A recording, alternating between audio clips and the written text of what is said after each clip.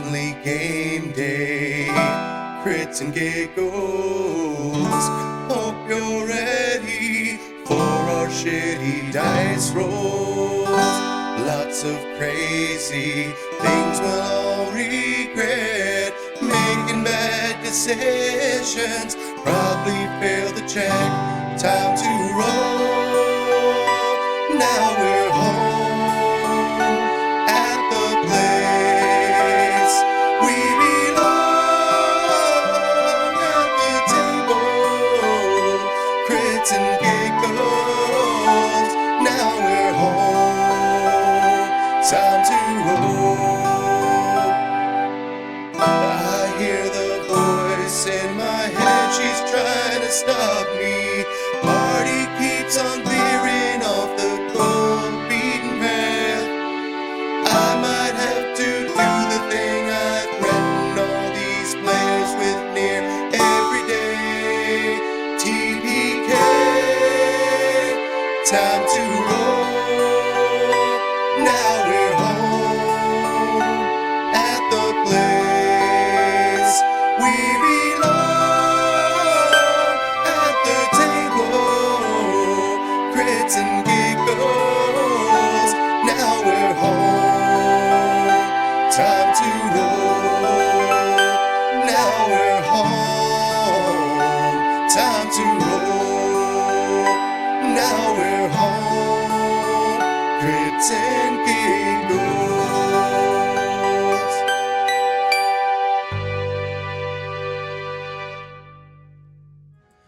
And we're back. Hi, everybody. It's the one and only podcast where the crits are optional, the giggles are mandatory. Crits-N-Giggles.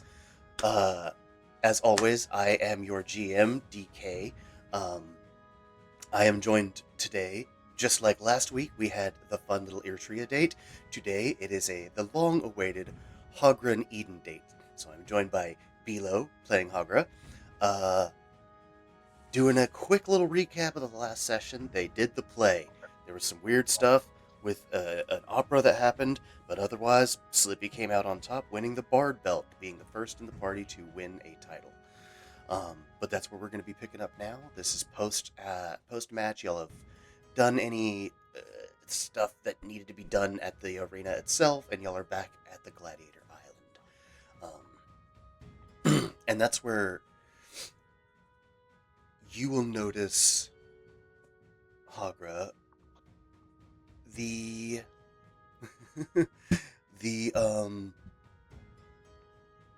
your fellow friend Eden kind of sulking in the corner a little bit.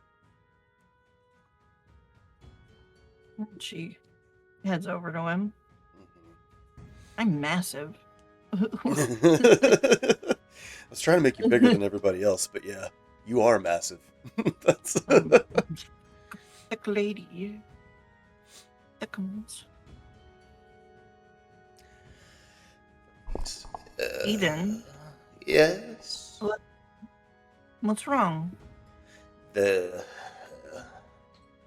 I performed quite poorly in the auditions and the performance, and I don't really care about that, but I'm remiss that I did not secure the easiest title in the games. What does that make It me? is okay. I did not do very good either. I thought you did phenomenal. You beat me for the villain role. That's saying a lot, because if anyone on this isle should be a villain, well, your performance carried.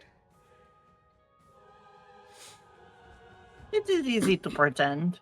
I struggle with it, like when they wanted me to try reading for the princess. I gave it my best, and yet still did not secure the role.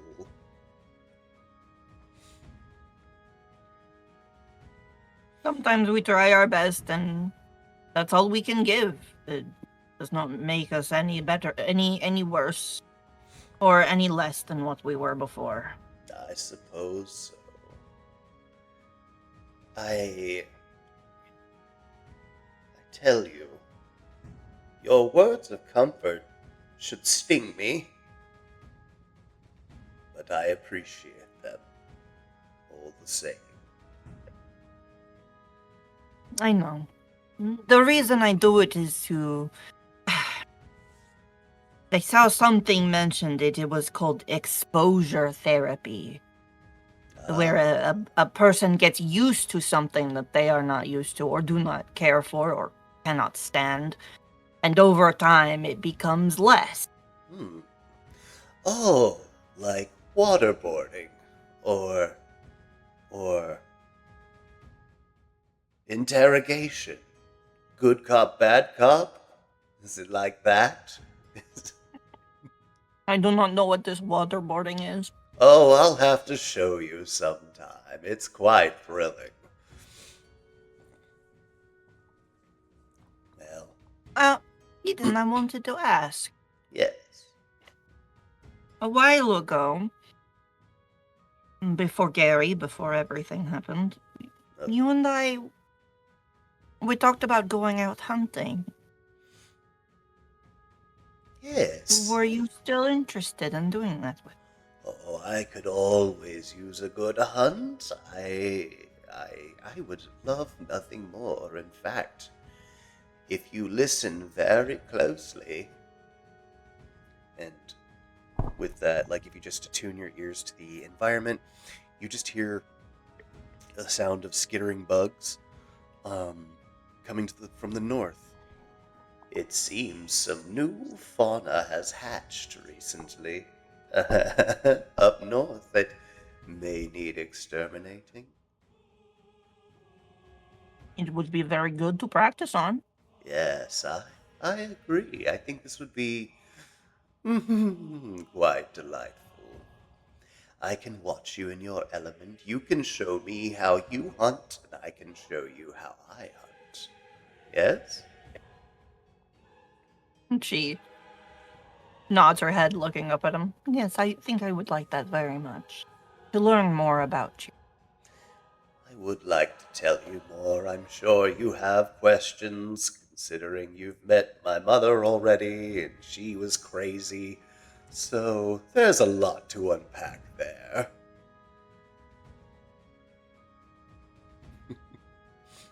It's okay. We don't have to unpack it right now. Let's focus on us. Wonderful. And I am going to move y'all to... I'm eating jerky nuggets. Atta girl, cowgirl. No. So, y'all head north, which used to be the ice maze. You can still see some ice walls, but for the most part, it looks like it's all thawing out, but you are immediately noticing webbing all over the place. You know that skittering and that webbing, that's 1 + 1. There's spiders here. Well, it seems that they are quite alive and well, these megafauna spiders. Look at the one off in the distance, and he points away to the other side of the map, where you can see a large spider just perched atop a tree. Yes. Yes. This will be a good test of our abilities, because spiders use webs to let them know, so it's very hard to ambush them. Well, this is going to provide quite the challenge. Do you want to just... Would you like to take the lead? And he kind of bows and extends a hand out like a gentleman might, just to be like, would you like the first kill? What I like to do is I like to scout the area before I begin making moves on my prey. Ooh. It gives me an idea of where they might run to, which directions they can go, where exits are, or mountain passes, or rocky plains, or things that I cannot cross, and gives me ample time to learn where they might go before I begin wildly. Ooh. So like reconnaissance of sorts.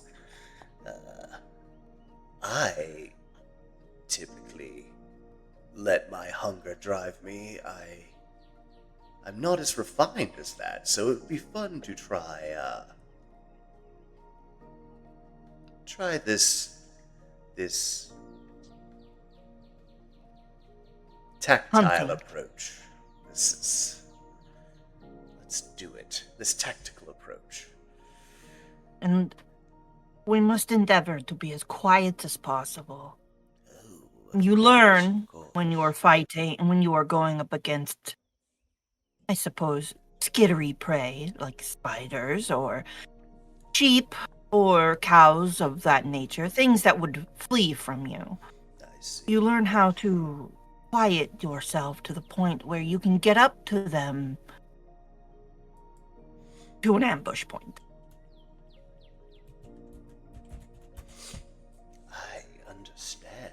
And he actually kind of like, you hear his bones kind of crack for a second as he because he's normally upright, but he gets down into this position, and his limbs that used to be just quadrupedal like any other humanoid, they now have the arches and the bends. He looks as if he's assumed some form of hybrid between man and deer, and his haunches are not oh, here's my human legs that I'm squatting on. They have, his knees have gone backwards to give him that propulsion. He's developed new shifting bones and stuff. Still has all of his hands and feet, which is unsettling, but all the bones are popping into place. This is just basically a deer form of what Hawker can do. Yeah, basically, yeah. Just It's very unsettling when you really think about it. I mean, she's already digitigrade, yeah. so she's already got that natural bend in her leg, but it's really unsettling when you think about the fact that she's going from a bipedal form into a quadrupedal form. Yeah. She's just adjusting her skeleton to do so. These two are made for each other. They really are. They are the power couple. And she does the same. She moves more into a truer feline quadrupedal position, which gives her better balance because of her tail being straight out instead of at a curve. Mm-hmm. Hell yeah. And y'all assume the position, and We've assumed the position. you've assumed the position, and she's gonna start kind of tracking this way. sick. He is going to. Oh, let me give myself edit permission so I don't have to keep switching. God, I forgot how much health I gave Eden. He's insanely stacked on health. Okay. Now. Yeah, one day I'll have something to use my critical giggles on. I have 19,000 of them. Oh God. Hell yeah. There's nothing for me to use it on. That's fair. You need to give us something for the players to use it on. Yeah, actually, that's a good piece of feedback. I am totally gonna start brainstorming that. Gotta think of something that y'all can use it on. It could be something like in-world, like discounts on like a piece of gear or something. That's a great idea. Absolutely. Okay. Good thinking. All right. Yeah, and that's why they paid me the big bucks. There you go. As you're going closer to this corner here, you can hear. Actually, go ahead and make first roll of the date. Make an instinct action roll, or go ahead and make me a finesse one first, since you're sneaking. You'll have advantage. This is you're in your element right now. You're not being hindered by a party. You just okay. So yeah. Not only are you being incredibly stealthy, you're clocking each moment that Eden isn't, and he doesn't have to make a roll because you were teaching him very well. Don't watch the antlers. You're scraping on that. You're grunting too much. Be quiet. Just She's showing him how lionesses walk when they're stalking stuff. Mm-hmm. Because they put their weight all on one paw before they move forward. He's gonna try his best to emulate that. He's getting it. He's not as fast as you. He can't do the He can be quiet. He can't be quiet and fast like you can, so he's a little bit behind, but you... Creepy trash. That's so fucking Yeah. accurate, though. Belu and her Like, creepy trash. what's really funny is Kagra is just teaching him how to be a better predator. Yeah. Which is not great when you think of who he is. He was already a problem, and then you're like, what if we make him stealthy? I'm like, oh, good. I'm literally sitting there, but what if I can make him worse? Yeah, but what if I can't fix him? What if I can't fix him? I will make him worse. Yeah. Created a monster. As you're going up towards that corner, you hear a different, not scuttling bug sound. You hear 2 voices. Oh, darling, he's got to be around here somewhere. Yes, well, I don't know where. We've looked everywhere, but he blends in. He's white, and it's the problem. We can't find him anyway. And you just hear that around the corner, and Eden comes skulking up. Do you hear that? The cries of the helpless. The hunt begins. Let us see if they are humanoid. We do not attack. If they are not, Okay. fair game.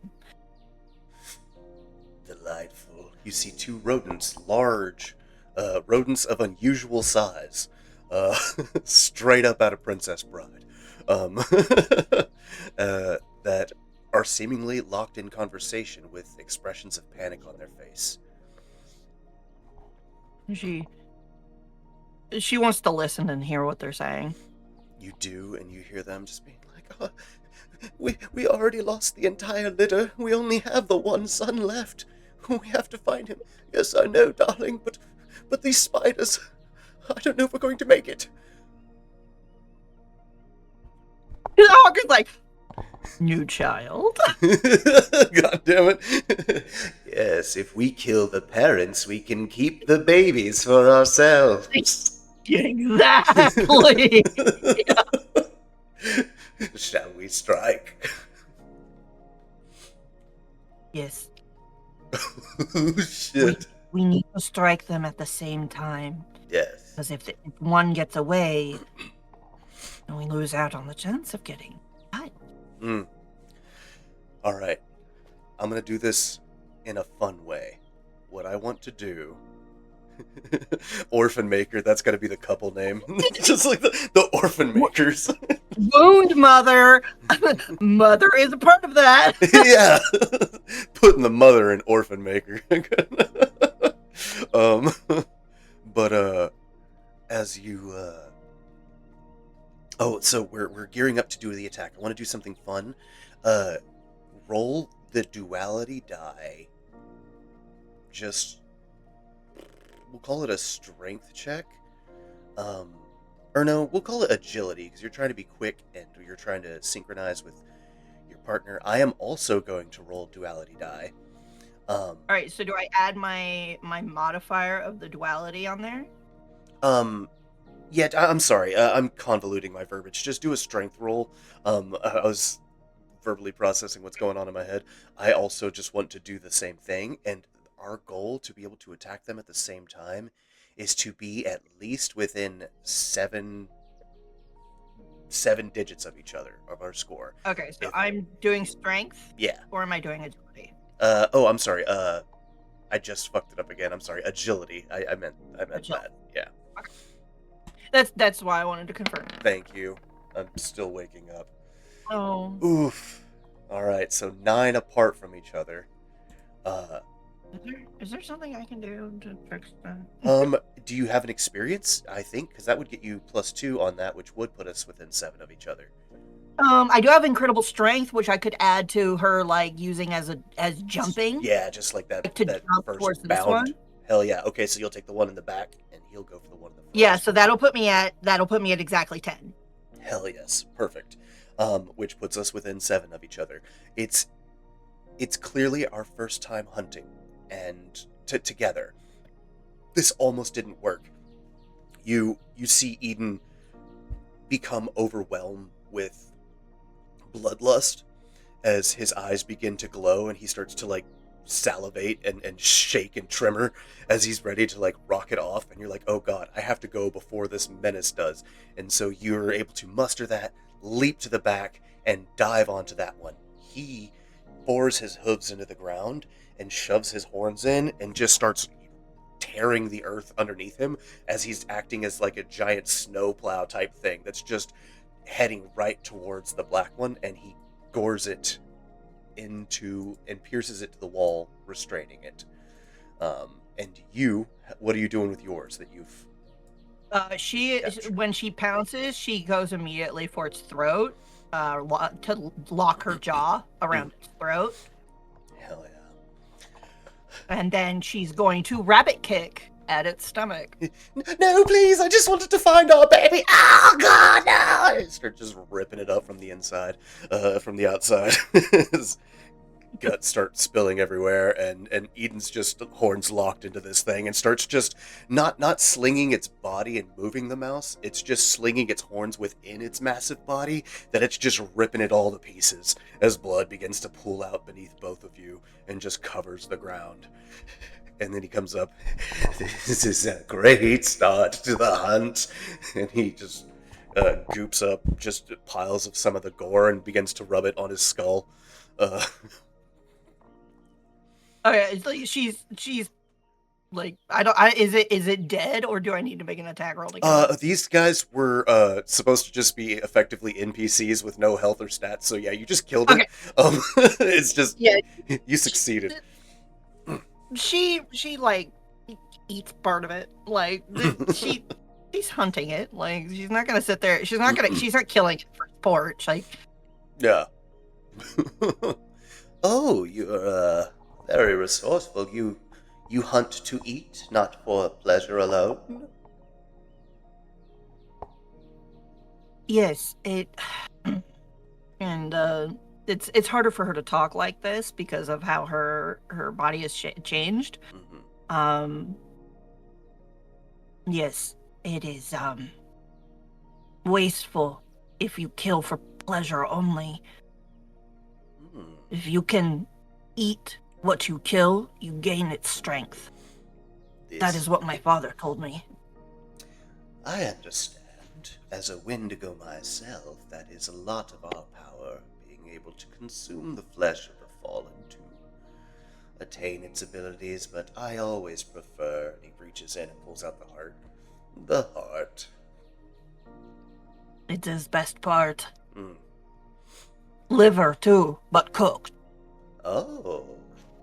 I've never tried cooked food, except the one time that you shoved that whatever it was down my throat. One of my fondest I don't remember memories. what it was. Well, cheers, he says, and he holds up his heart and he goes to take a bite. Yeah, she pulls the heart out of the other mouse and eats it as well. As y'all's hearts squish together, and all right. This is quite divine. Y'all are both gonna have advantage going forward during this date scene. Now we go quiet again, and we go for that spider. And she jerks her chin towards where the spider was in the bush. But now we are not facing it, so we have a slight advantage on catching it unawares. Oh, indeed. I'll follow you. And he starts trembling again and shaking. You can tell, like, he's not one to do this controlled pacing hunting. If it were up to him, you can tell he would just be, like, tearing through this and looking for the first signs of life and trying to kill it as sloppily and quickly as possible. So you're teaching him patience and control. So he's submitting for you to take the lead. She actually rips out the liver, the lungs, and the kidney of the brown rat, and because she's still wearing her backpack, she puts it in a pocket in her backpack for bait. Perfect, brilliant. And then creep up this way. Going to Now what we are going to do is I am going to come here, and you are going to stand over there on opposite of me. And we are going to try and jump it again at the same time. Very well. Pocket lungs. Saw that too.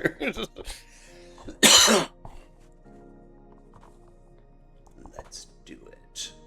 We're both gonna have to make finesse rolls to sneak up on this 8-eyed Yep. beast. We're gonna call it a DC 16. And we get advantage, right? Yes. I don't need it, but I'm gonna roll just to see if I can get that nat 20. No, I did not. Oh man. Oh, so I'm not doing hot at all. just those last two. The first one popped off. I did. But this one with fear, the fear aspect here is that you're used to solo hunting. It's been a while since you've had to teach someone to hunt, that you're so preoccupied that you have helped Eden stealthily move to their position. But the spider notices you and turns. It does not notice Eden just yet, but it is going to turn and like bare its fangs and hiss, and it gives a its booty pops up in the air and like begins to shake and rattle, creating a noise that reverberates off the icy walls and caverns. And you can hear in the distance some other spider shrieks, as if they have alerted that there is a predator here. You don't know that it means that they're coming to ambush or anything like that, but you do know that it effectively just alerted everybody to your presence. Sorry, Eden. Oh, it's okay. If they want to start the fight early, that's on them. And he, Right, well, stealth is out of the picture now, so now we go to the fun part of hunting. Yes! Chasing things down and killing them. Yes! He begins to salivate like never before. She's coming up to just come and like swipe at it with her claws. Hell yes, go ahead and make an attack roll. You gotta beat, what is it? Just a 20 in damage to, 13 to hit, sorry. Oh, exactly 13, hell yeah. Oh, hell yeah, thank God, because I was like, oh, that's real low for me. No, you got that. 13 is good with fear. The fear aspect here is that you do hit it, but not before it sneaks a little bite. Not enough to deal a point of damage, but you will have to mark a stress as it reaches down and like bites part of your paw as you pull it away, your cat-like reflexes, and go in to continue the job. And it's really dead, I assume. 31. Yeah, how do you kill this thing in one shot? How you normally kill a spider, you know, you just hit it until it dies. Hell yes. Eden's just in the back, just like little, like that raccoon gif with the fingers, and he's just watching you. He's just like, yes, smash it until it's done. You watch this thing shriek as you pound it into oblivion. There's just pieces of some spider bits. That was quite exhilarating to watch. Normally I don't get any pleasure unless I'm the one doing the maiming, but to watch you kill is like watching poetry in motion. It's inspiring. He comes over, like, rubs the side of her body against his and bumps her head against his skull. Vic cat. Vic cat rub. Yeah, if a skull could blush, it would. But he's gonna try to be stoic about it. I can smell more. There's at least 3 more babies. And then the little white rat they spoke of is around, but not close. And that's one we are going to take. Yes. You can. That would be our spoils. Oh, yes. What is a pillage without spoils? Indeed.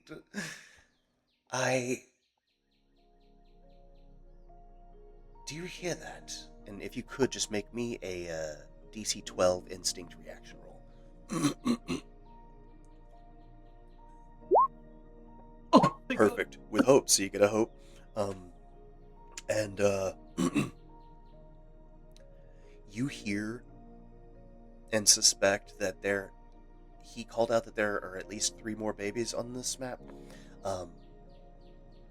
You can hear something larger, and your gut tells you that that's their mother somewhere prowling around. So, just mother. oh, I thought I heard something, but I'm more of a sniffer than a hearer. That is why we work well together. I do agree.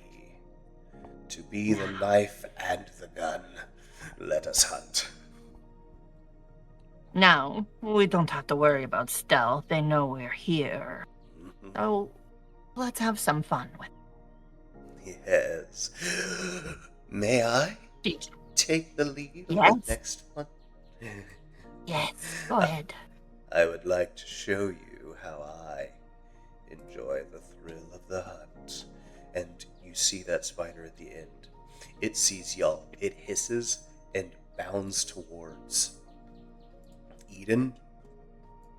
And whenever it gets about here, the world around you seems to cease to exist. You're in a black void.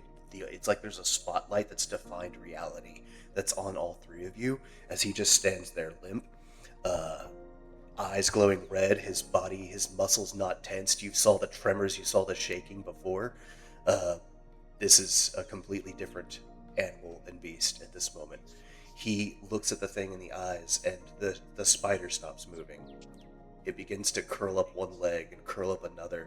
You see tendrils come out from beneath Eden's feet that go and touch each tendrilled limb of this spider as they begin to recoil and pull into themselves, and the chest just explodes from underneath it onto the ground as it starts screaming and writhing in pain and just rolling there. And then he gets down on his hands and knees and gets even closer and looks it in the face.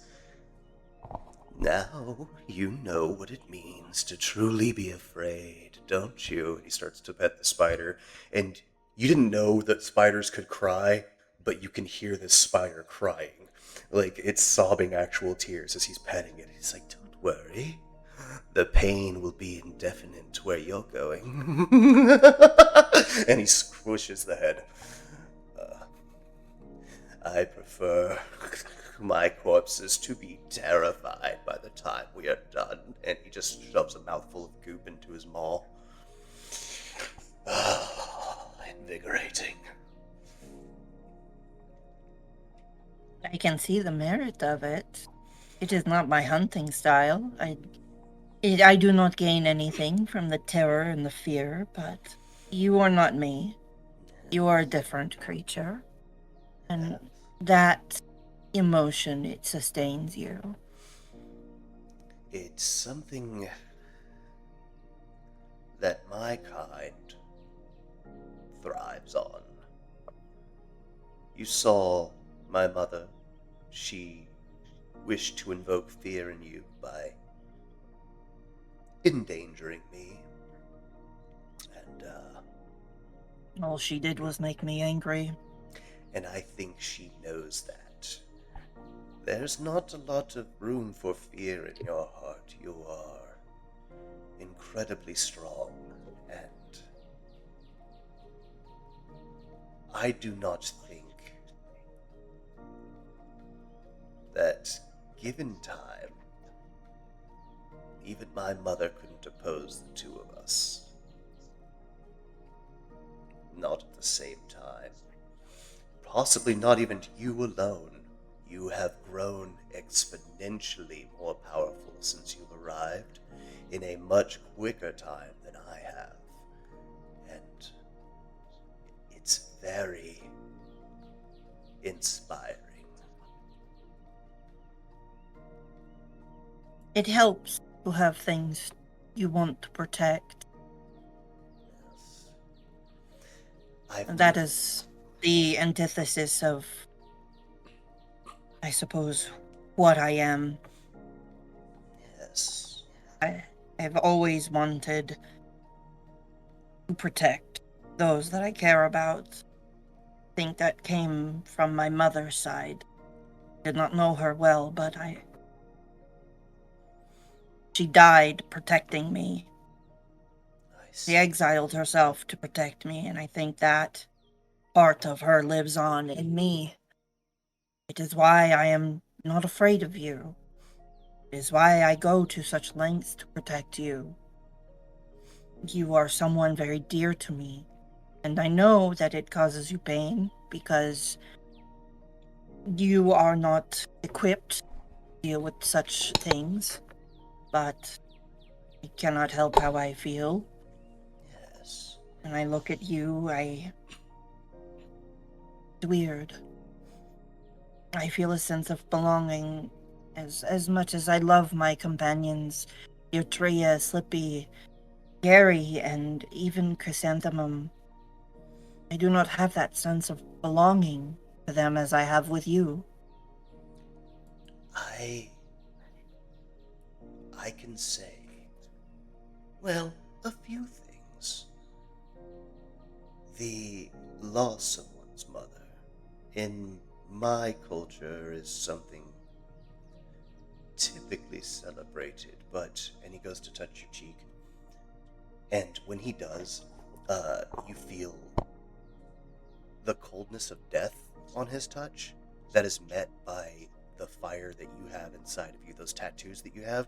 One of them streaks up to where he touches and negates that to where he can just gently hold your cheek, and there's no necrotic damage or undead discomfort that he would cause anyone else from touch.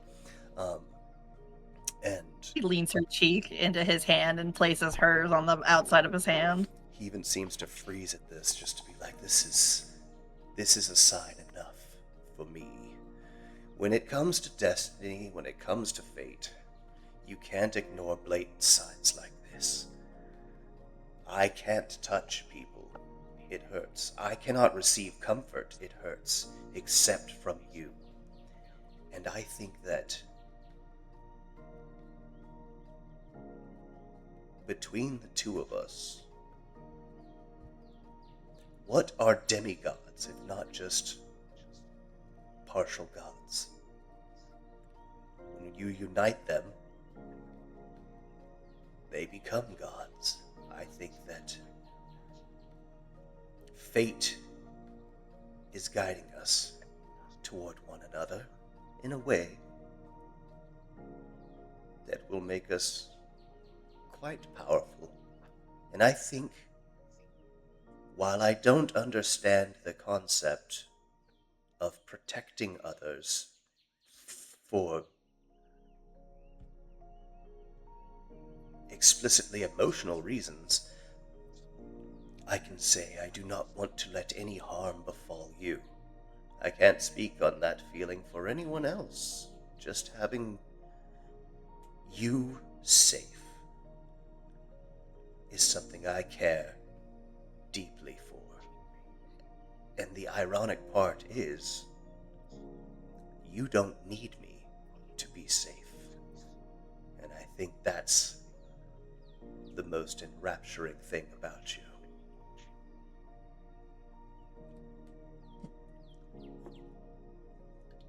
It's an interesting feeling I have for you. I don't have words to describe what it is, but whenever I see you, I am drawn to you. Whenever you are around, I want to go see you. Yes. I've never experienced that in Velkarash. I can say I've never experienced it until now as well. There are even times when you guys go off on your adventures. There's a part of me that, while I don't particularly care for the rest of your party, I wish I could tag along. The main reason I even bothered to participate in the play was to be able to spend a little more time with you. So, Thank you for this date. I hope there will be many more after this. I want to spend time with you too, Eden. I've never felt like this for anyone in my life. And I don't want to let this feeling go. Well, as long as I'm around, you shouldn't have to. I will do my best to preserve those feelings. Now, what say we kill some innocent babies? Let's do it. You guys charge past that one carcass. Which way? Let's go this way. Very well. As y'all head that way. You see two more. Go down there. Are we sneaking or are we charging? The time for sneaking is over. Yes. Yes, it is. I'm going to spend a fear to actually activate these guys before y'all have a chance. Just because, Yeah, because yeah, y'all made a mockery of the last two. So, because they have some neat abilities. So this one, let's see, we'll do. I'm gonna mark a stress. Actually, let's do this. I figured you were activating them when you pulled Fear Chan into the... Yeah. The foreshadowing.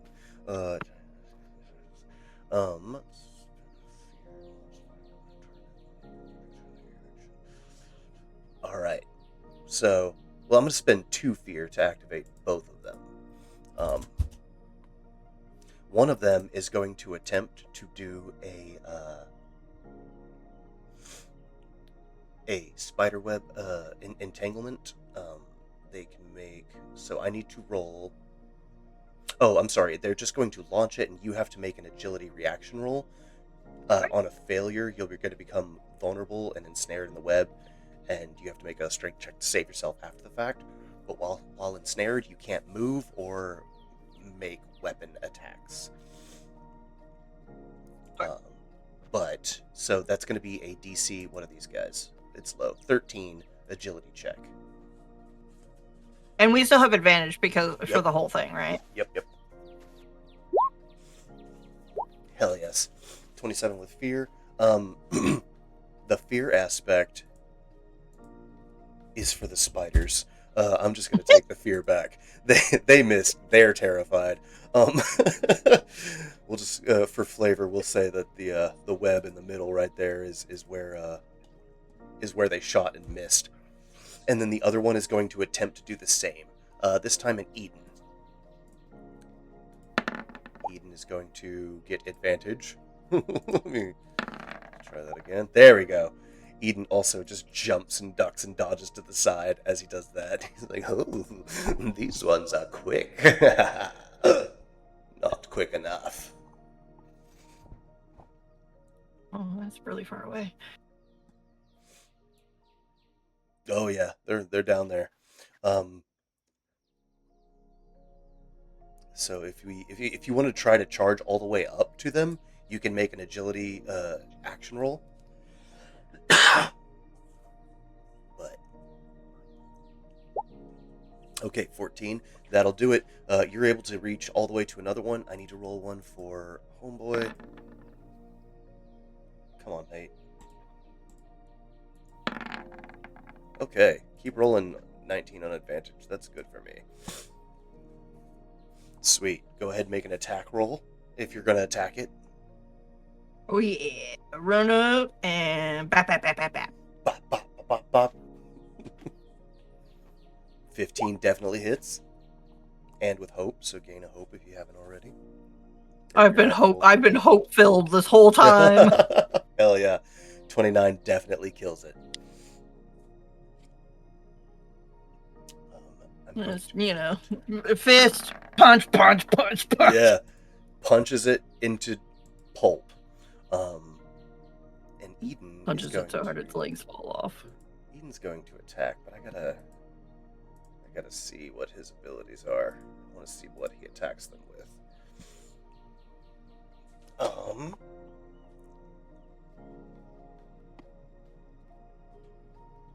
Oh, actually, we're gonna do that. Is what we'll do. He's just gonna do his regular attack. And that's gonna be 3d6 plus 6.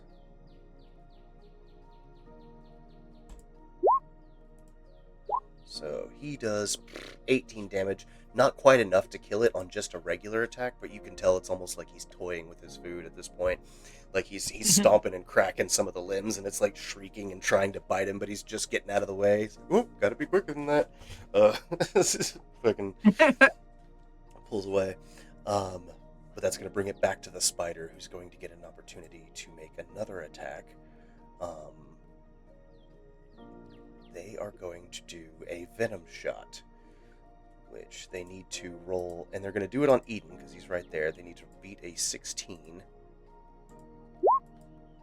They did. Man, I'm rolling a bunch of 19s tonight. That is going to be 2d6 acid damage to all targets within close range, or very close range. So if you're within 15 feet of Eden, I'd say you're just out of range. So this does 2d6 damage, or 2d8. Let me see. I forgot already. Does 2d8. Just kidding. Boop. It's just like 6 damage to Eden. He takes a little bit of acid damage, and he just starts cackling about it. And it's going to come back to you guys. Do you want to try to take this thing out? No, she's gonna stand there and like watch him. Bet. She's not gonna take his kill. I'm going to bring up one of his. Alright. So he's going to use Life Siphon, which costs me, as a GM, 3 fear to do. So that's 8 fear that I have left. But he's going to make a standard attack on the spider. Needs to beat a 13. But also has +5. Okay, awesome. They hit. And they're going to do another 3d6 plus 6 damage. It only had 1 health left anyway, so 6, 7, 8, 9, 10 damage. And he's going to heal the health that he lost. As the thing dies, he just begins to, like, you watch it, instead of, like, he once again assumes the bipedal stance, just being a luminous giant figure. His shadow seems to envelop the thing, and whenever it reveals it again, like it's shrouded in blackness, when the blackness rolls off, it's been siphoned into Eden's maw. The thing is just limp and dead, and you see like the acid wounds that he had begin to close up and other things like that, and he's like, they're better when they're scared, but I don't want to make you sit around and wait for all that. Every kill savors the I like to savor the flavor of fear.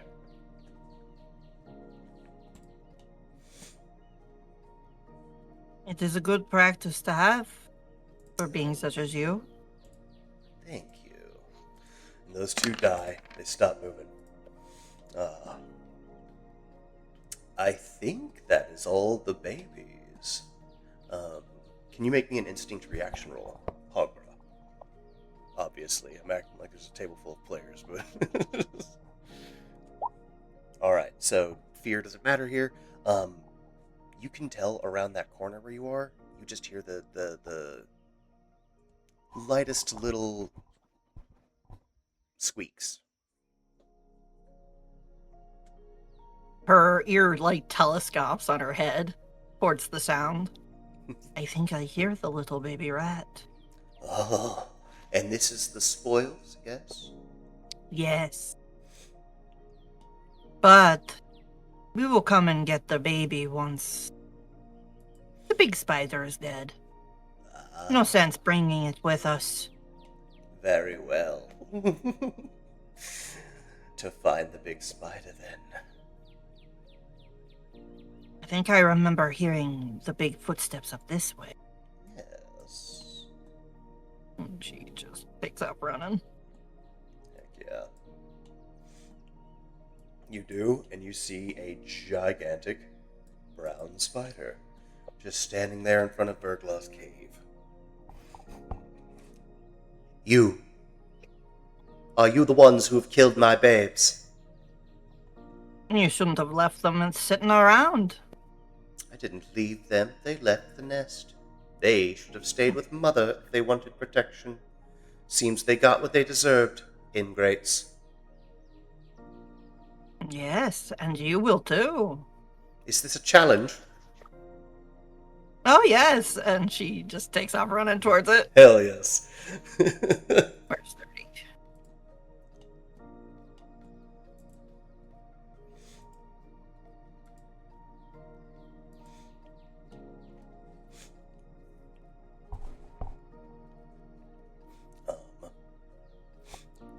Eden's going to just watch from a distance at the moment.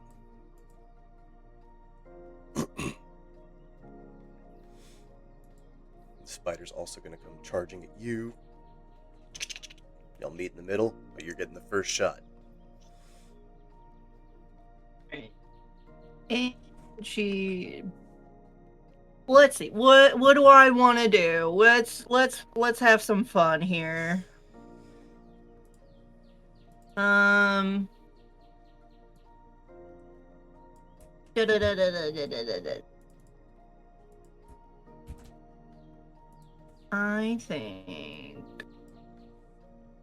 I think I'm gonna spend 3 hope. Okay. And I'm gonna... Oh wait, no, I have to do that on a successful attack. So hang on. Let me attack it first. Bet. It was a 28 hit. 28 definitely hits. This is a bigger target that has like some good padding, but it's an easy target to hit. 28 absolutely hits. I love that you rolled max on the advantage die. That's so dope. I have been like a lot. Oh shit! I just saw that in the last one too. Hell yeah, that's wild. Yeah, To roll I've a rolled 5 max and 3 still get a times on the advantage die. Hell yeah. So I'm spending 3 hope when you succeed on an attack to temporarily stagger your target and force them to mark a stress. While staggered, they have disadvantage on attack rolls. Hell yeah. And then I'm gonna roll my damage.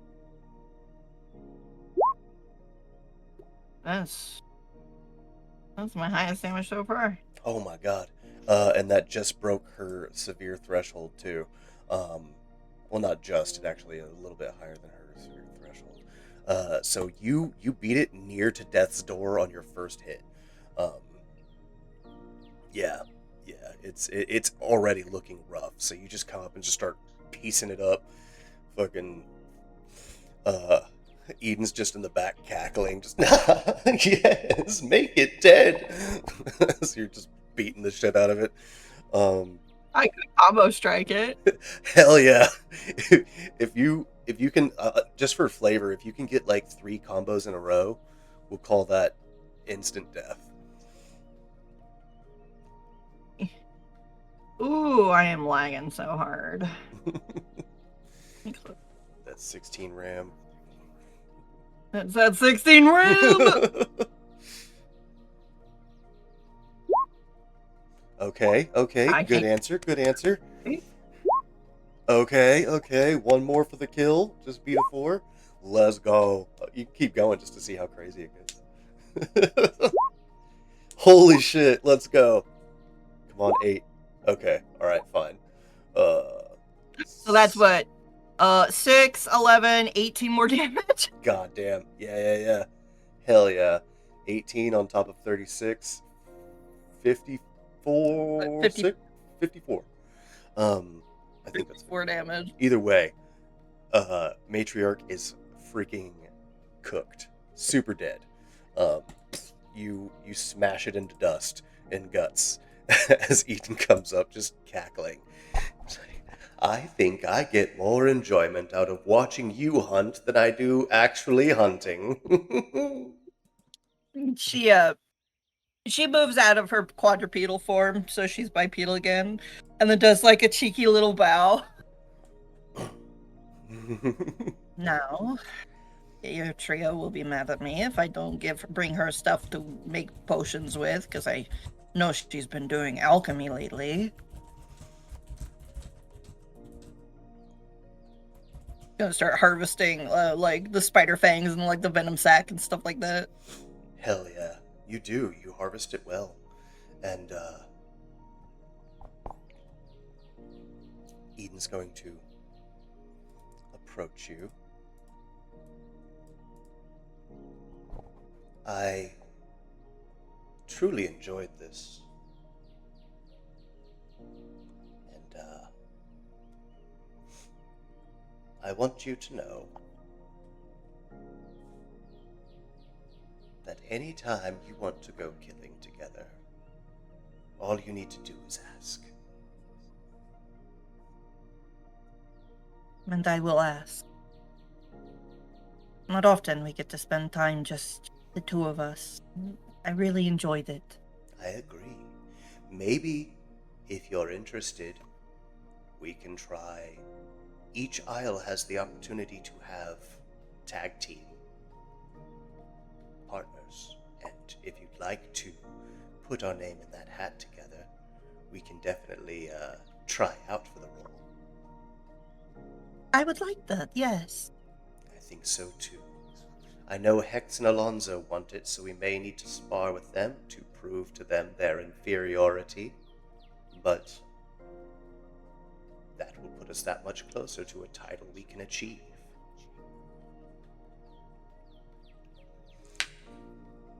She butts her head up against his skull. Now, I'm gonna go get the little baby rat. Unfortunately, you will terrify it likely to death. So if you could hang back while I go speak to it. I do think that that is a very sound reasoning.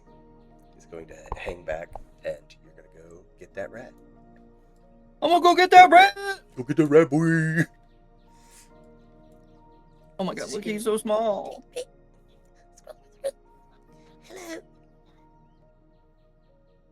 Hello. She gets down, not like a predator, but she like gets down on her knees. Hello, little one. Hello. Oh, my name is Bruno. Are you trying to eat me like those spiders? No. Oh, just runs right up to you. Would you like to come home with me, Bruno? Well, I would really like to find my mother and father. I think my friend and I found them earlier. The big spider had gotten to them. I'm so sorry. Oh no. No.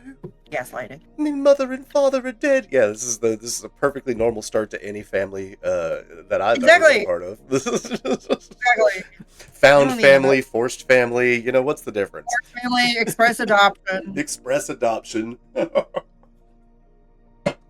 Well, I know if I stay here, I'll definitely die. So, guess what? There are lots of friends at my house for you to play with. Yeah. I have a little dragon. I have cat. I have Cat. a couple birds coming. And I will let them all know not to hurt you, that you are going to be their new brother. Okay. Well, thank you then. Then, thank you. And he just scurries up and crawls into the fur around your neck, and just bundles and is almost invisible.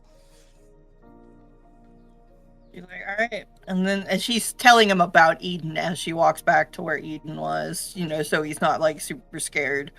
And like, oh god, what is that thing? She's like, yeah, he looks like this. He sounds like this. He has a deer skull for a face. Yeah. I'll put your mouse over there too. And Your I also father now.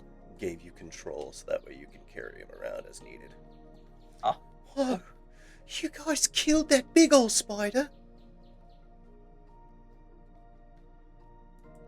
Yes, we did kill that big spider. I was telling Bruno, she said loudly to Eden, that we killed the spider that killed his parents. Like, wink, wink. Yeah. Yes, yes, yes. It was most unfortunate. You could tell that if these hollow sockets could wink, they would be.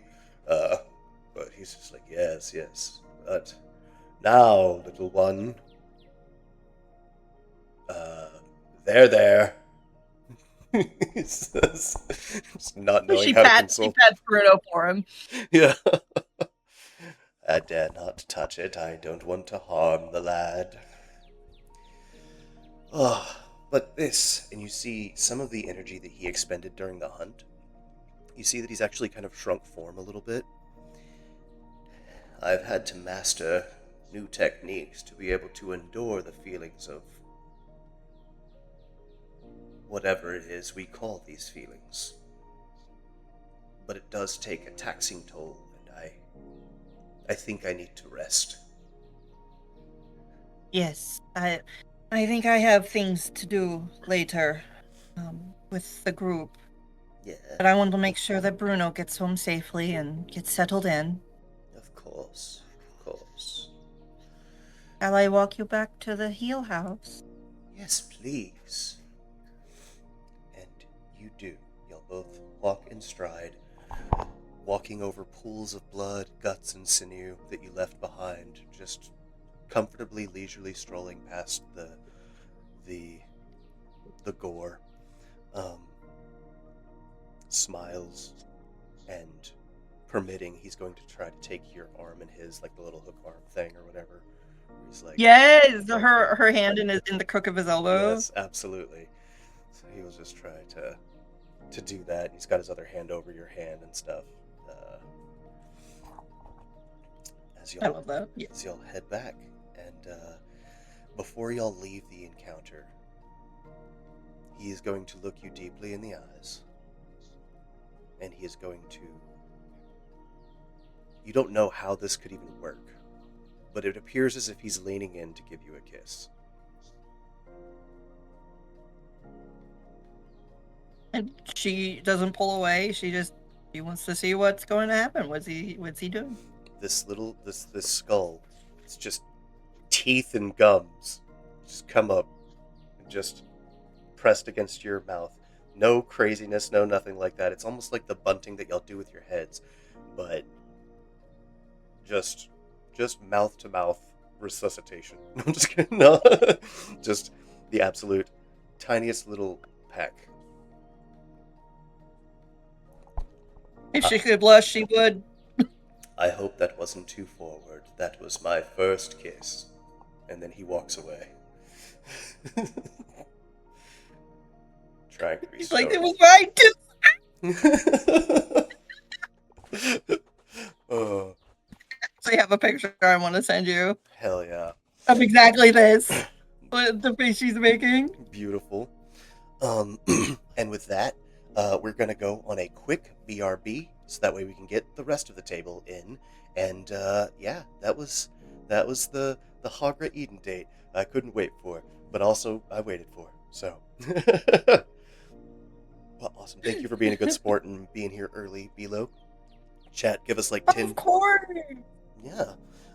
Chat, give us like 10, 15 minutes, and we'll be right back. Cool. Cool. Cool.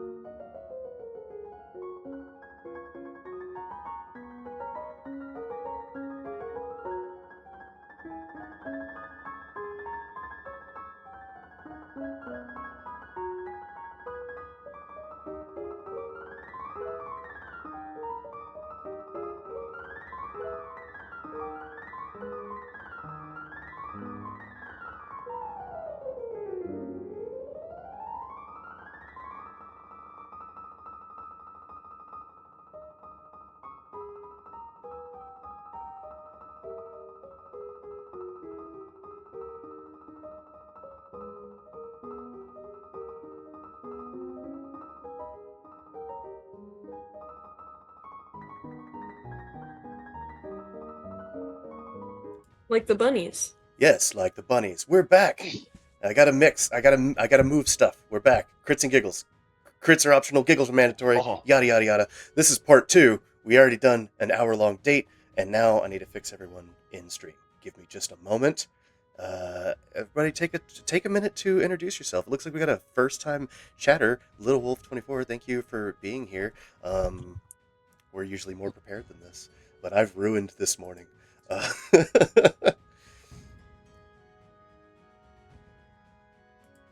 Did not ruin the morning.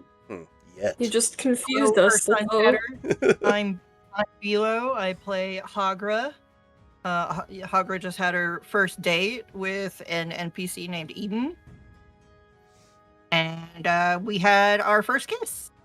Which was adorable. Actually, let's just do that for this one. And then for Mickey, we gotta do... What was it? Window capture? Let's see. Nick. Bleh. Capture. Crits-N-Giggles. Let's see if I can get Twitch to play nicely again. Twitch is not playing nicely with me. It's more I like my demand you play with me. My memory's like, you load. want to open tabs?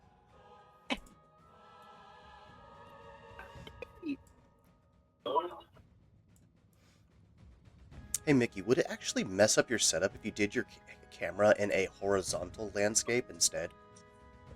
Oh, I can actually give that a shot. Hold on. It might be a little screwy for a second, but bear with me. You might have to like Let's see here. leave the call and come back and do it. In order for it to Let me try. Then let me do that. Hold on. Yeah. So otherwise, it'll just rotate. Just a second. Ah, This is low Wow. accurate. Welcome, new guy. oh, hi, I'm Mick. I play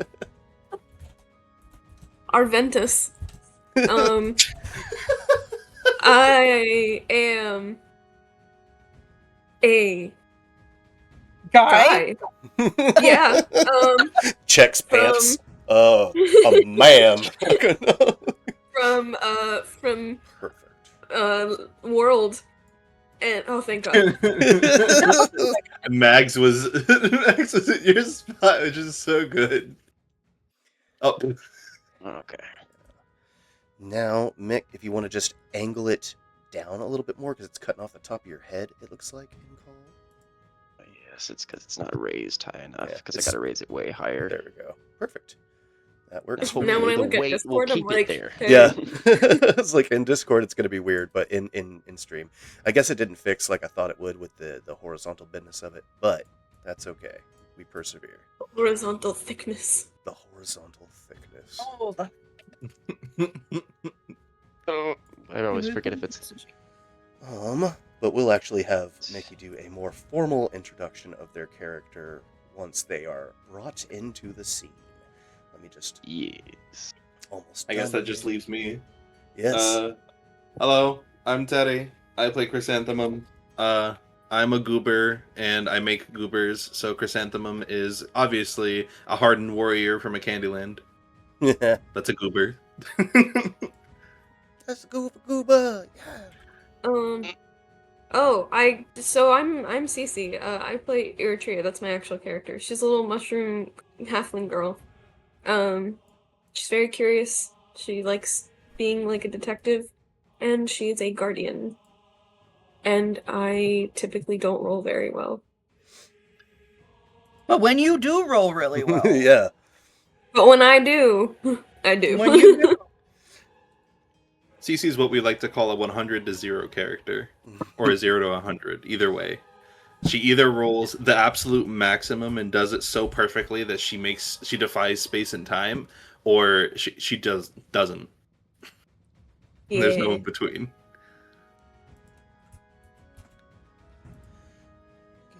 Okay, we got Mickey's reactive. Just gonna stick that right there. Okay. And let me just move that down. We're almost done. So sorry, folks. We're normally a lot more entertaining than this. All right. I think you're Steve. You're my mimic dungeon for dummies. You're my mimic chest. Oh my gosh. Yeah, Steve. Need to go get my other soda. I will be right. Delightful, because we're ready to get started. But you just finished your date, so go get that soda. And Delightful. you have time. In the meantime, last time we were here, players performed the play I Want to Be Your Carduo.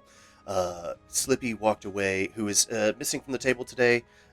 They decided their education is more important than playing pretend with their friends, which is just wild to me. Honestly, just do your homework in 10 seconds. Yeah, Duh. just That's what I did. do your homework in 10 seconds. You don't have to get the answers right. It just has to get turned in. No, just be correct and Yeah. know everything. Yeah, just be Duh. right. Duh. No, but we miss you, Ika. Good luck on work, schoolwork. That said, Slippy was the first one to win a title out of the group, winning the Bard belt, winning the performance. Big ups. Like I said, we're getting a new player, my brother, Mick, which I put you as Mick on there because I can't fit all the letters. Is it okay if we call you Mick, or do you want Mickey, or do Absolutely, you that's want the big perfectly fine. M? Or Mickey of the Side Quest Syndicate, but you can Yeah. just call me Mickey. yeah, if you don't want to. Whoa. Be careful. We're trying to avoid copyright. We can't just call him Mickey here, you know? Oh my God. He doesn't copyright the name. That doesn't count. I don't know. Have Just you met kicks them? the door in. What are y'all doing? What did you say about my fucking name? Fuck, you better not be using my name without copyright.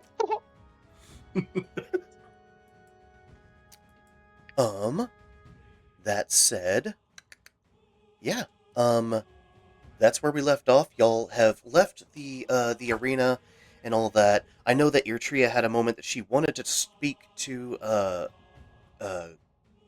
was his name Greg? Was the composer, or what the hell's his name? Yeah, Greg. Okay, Greg. Yeah. I remember names. But you don't see him as you're leaving, so y'all just make y'all's way back to the Gladiator Island for now, with the intent to possibly head into town.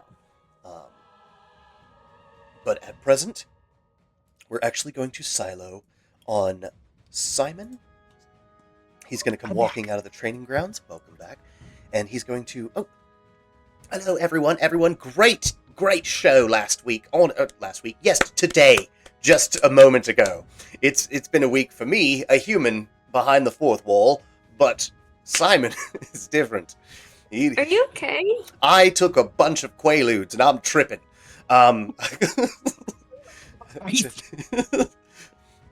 Quaalude. I'm not sure. I'm not even sure these were Quaaludes. That's just what the guy said when he gave them to me. Either way, it's really cool that you guys all developed extra hands.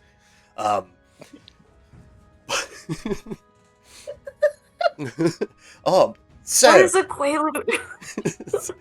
is that Eritrea asking, or It's me. I don't know what that is. I think it's like a drug from the 80s that people don't do anymore. Okay. It's like It's like a tranquilizer. okay, yeah. Oh, Very, made very popular, I guess, in media because of Bill Crosby. Ah, Bill Cosby. And Dennis Leary. and the Wolf of And Wall Dennis Street. Okay. Yeah, that's what Jesus Christ. I mean, not thumbs up, but I got you. And the guy behind your local 7-Eleven. Yeah, and that guy. But yeah, Simon's come running out. Well, guys, you did just fine. Slippy obviously stole the show, but all of you did just fine. I honestly expected more from some of you, he says, tossing a glance over at Chrysanthemum. Especially considering you put in all that extra work. But yeah, no. The reviews are in. You were a hit, but I just feel like we could have done so much better. So much better. It's turning through, reading the newspaper and the reviews. Okay, that kind of sounds like a you issue, to be honest. Well, no. You don't blame the director when the talent is subpar, you know? It's clearly a you guys issue. Should've Subpar, cast huh? different. Yes. Oh, What are very we talking simple. about? The play. You did wonderful, but My entire crew did wonderful. What are you talking about? well, there's just like Chrysanthemum and I put in a lot of work on how to be a proper lady on stage. We were getting costumes, boots, makeup, dresses, everything that makes a woman, and we were Proper going to... lady and a woman? Yes. Really? Yes. Really? Yeah. Really? We're going there now. Your What? stupid thing didn't even work out. I can't even wear the stupid thing that you told me to buy. It's not my... What? What? The heels? I noticed you didn't wear them. What? Yes, because they broke. And she throws the heels off to the floor. Look at them. I'm thousands of pounds. Well, you never ask a lady her weight. I just assumed. I'm a fucking gargoyle. Oh, well, you know... Okay, look, my logic might be flawed in that Logic regard. might be flawed. Have you seen any of the damn things that you've been doing? Well, Clearly nothing has been working, and I'm happy for Slippy to win the Bard belt, but you told me that I would be somebody respectable and looked up to. I asked for so many things, and not a single damn thing actually worked. he is at a loss for None of the words. dresses, none of the shit that I had was anything that I kind of wanted to do. Nothing that I've been wanting. Well, Ugh. maybe, okay, look. I don't need to No, upset I Italians. clearly misunderstood the assignment. Clearly, I shouldn't be asking a man to help me at all with any girl things when I'm surrounded by women. Clearly, every time I've been doing anything with them, and she gestures to all of you, anything I'm doing with them, I've been succeeding and doing great in. I've tried everything that you've told me to do, and so far, it's amounted to fucking nothing. Nothing. Nothing at all. Do you even know my favorite fucking color? Do you even know my favorite fucking flower? Orange? Do you even know what a woman wants to be? I hope it's chrysanthemum. It would be... Listen, Every time we've talked, it's just been a downward spiral, and I can't believe I even tried to trust anything ever again. I was so stupid. well, no, look. Go fuck yourself, Simon. I'm not I gonna... don't want to hear it anymore. And she's gonna fly over to the face house. You fly off. I agree. But, you guys, I just didn't want her going to you because you're all so... what's the word? Frumpy? And I just really didn't want her to encapsulate that on stage, you know? She had that pizzazz, that je ne sais quoi. That... What? You What girls... were you trying to tell her? That she needed to be, prettier, smile more. Everyone knows girls love hearing that. This is the part where Simon dies. No, I'm just kidding. Fine. Yes? You owe her an apology. Well, Don't make excuses. You gave her direction. The direction did not pan out. It is not you who is suffering the ridicule of that direction. It is her. You owe her an apology because the things you told her to do did not work out because you did not take into account who and what she is. You tried to make her like any other woman, and Chrysanthemum is not any other woman. She is herself. This is a failure on your part. Go ahead and So make you need me a presence action roll. DC with advantage. DC 10. It's low. It also sounds like you don't know anything about women. Well, truth be told, I've and with the words that Hagra said that are sinking in, and I'm going to take that fear because I spent a lot on Hagra's date. So Yes, you did. You did spend a lot of your time. Let me just adjust this one real quick, and it'll be fine because this was 8, but now it'll be 9, not 89. That would be amazing. But Fearton comes skulking over. Skull. Putting the skull and skulking. Macaulay skulking. Anyways. Sorry. Word association. As you say that, Irtria, and as Hagra's words sink in, and he understands that he has done wrong, he does, well, truth be told,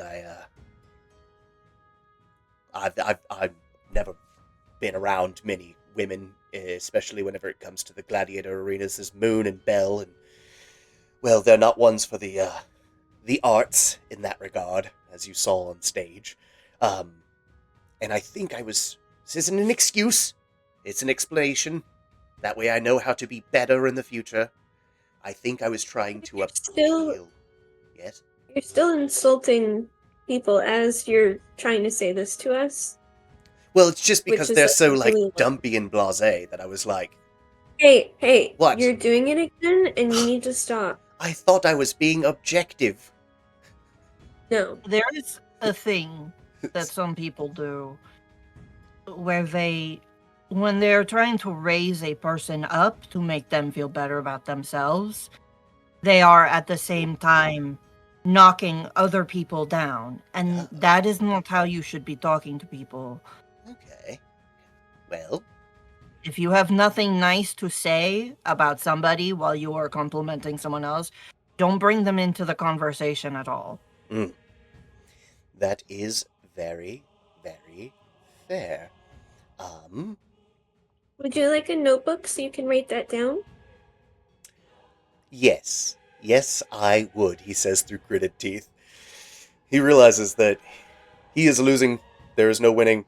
There's no coming. He can't financially recover from this. Yep. He has made mistakes. Gives him like a shit-eating grin and pulls out a notebook. Here you go. Here you go. Yeah. How to not be a bully is a good title for that page. Okay. How to perfect one's self. No, how to not be a bully. Hogger's There you hand's go. still on his shoulder. He's not gonna he's not gonna fuck The up. first thing you can Very do, well. Number 1, stop punching down. Yes. Number 2, and when you go to apologize to Chrysanthemum, he likes the color purple. okay, well, I'll give them And I some heard- time to cool off. I heard women like flowers. I don't like flowers. But Well, she said I I didn't know her favorite flower, and I'm worried because I like everything in long my as you- gut says it should be a to- chrysanthemum, right? Like, as long as you get one of two things right, you can get her a purple flower and she should be okay. You don't have to strike gold. lavender. Make sure the apology is an apology, not a I'm sorry you felt this way or I'm sorry this upset you. Do not make the apology about how they felt. Yes. Make the apology about how you made them feel. Okay. All right. That is the basis of a true apology, is you accepting responsibility and accountability for the actions that you did that caused them harm, not the way they reacted and not the way that they feel. Are you writing all that down? Yes.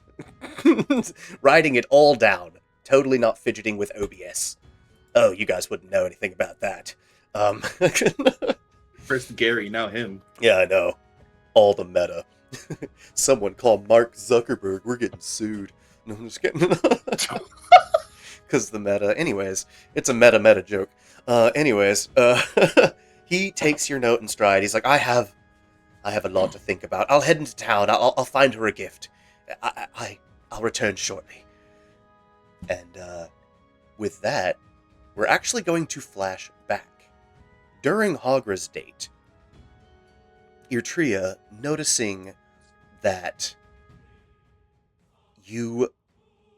they were leaving Dietmar unattended in the heel house while they went on their date, you, I believe, had wanted to maybe stand guard in some capacity? Yeah, sorry, I got distracted because I see a rat next to Eden. Anyway. That's Bruno. Okay.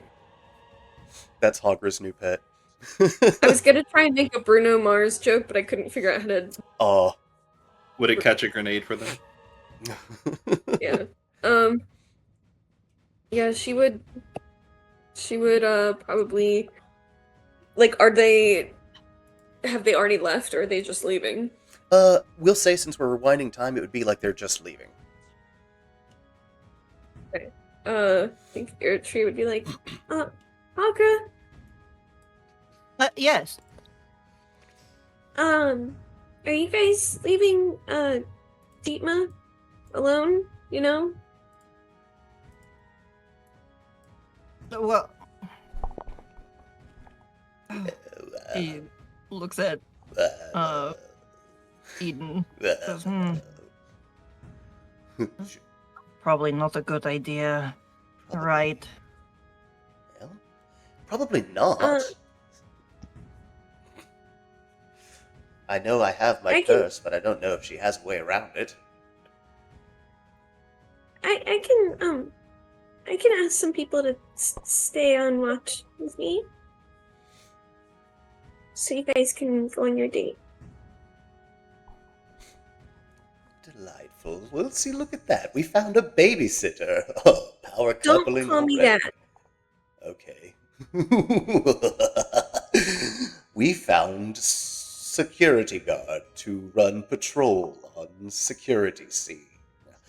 I really don't know what you see in these cups of yours. And he saunters off. Hey! Well, she says this so the group can hear it. The same could be said with what I see in you. Well, have fun on your date, I guess. Don't let him eat you. Well, I don't think I have to worry about that. Not so much. And she scruffles the top of their heads, hers and Slippy's and everybody's, and wanders off to go on her date. Hell yeah. And that just leaves you.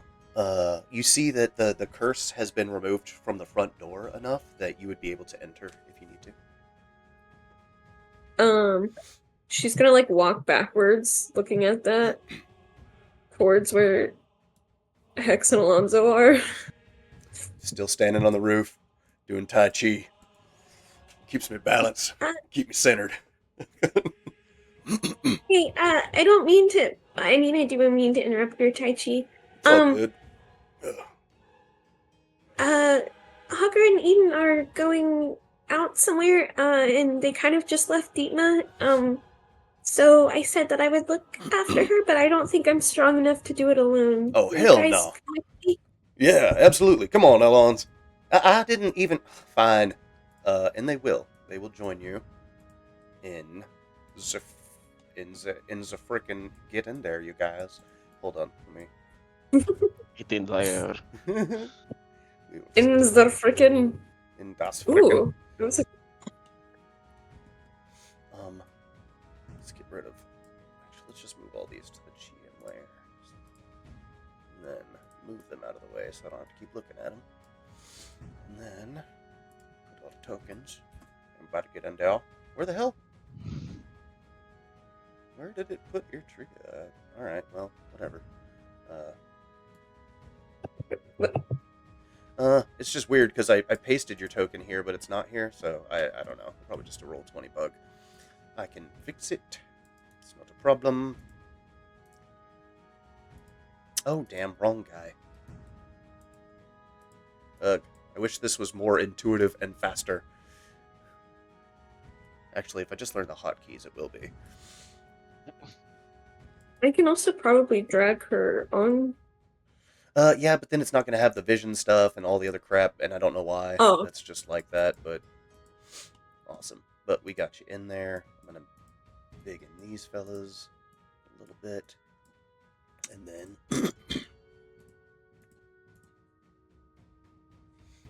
move everybody into Creepy House. We will It's creepy house. play. It's creepy. Yeah.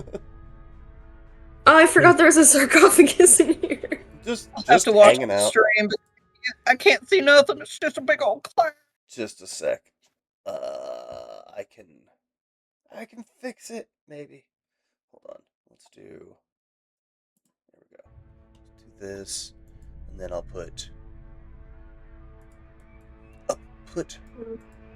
both of you in the scene, but y'all aren't there. That way y'all can actually see.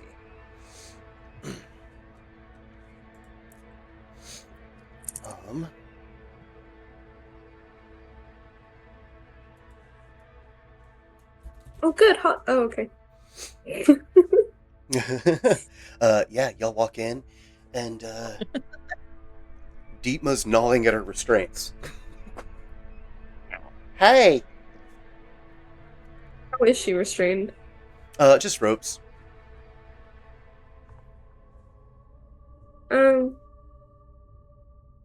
Hi. Hey. Sorry, it was really a circulation thing. My hands are swelling, and I can't feel them too good. Getting a little numb. Yeah. Sounds like a you problem. Anyways. Hex, I don't know why you never liked me. What's the deal there? He just doesn't respond. He starts walking around Eden's place, looking at the books, lifting them up. Irtree is immediately regretting offering to look after her, because she's like, wow, not only is this dangerous, but it's awkward now, too. Well, you should know more than anyone, Deepma, that, you've kind of been a huge pain in the ass for all of the time that we've known you, so it just kind of... Yeah, I don't know how else to say that. You've made yourself a problem, so people are annoyed with you. Yeah, that's fair. But I've turned over a new leaf, you know. The Hagra, she's into it. She supports it.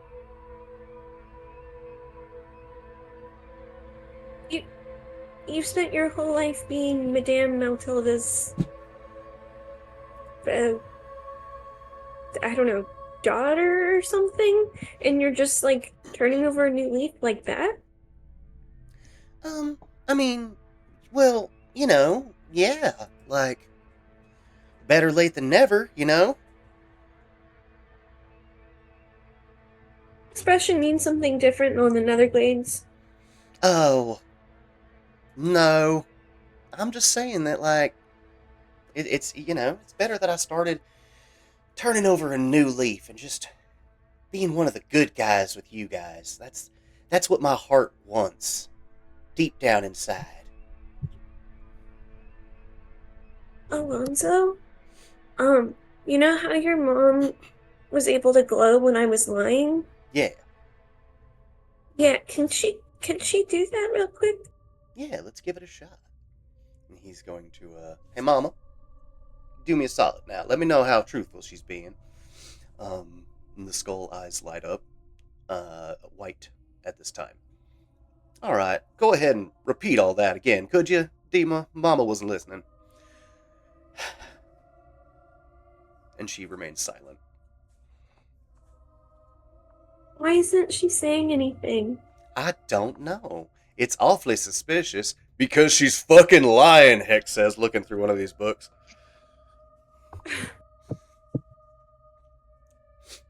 We used to call her the manure pile because she was full of shit. Going from book to book. You don't actually want to turn over a new leaf.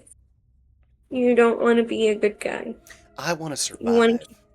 And the eyes glow up blue, indicating truth.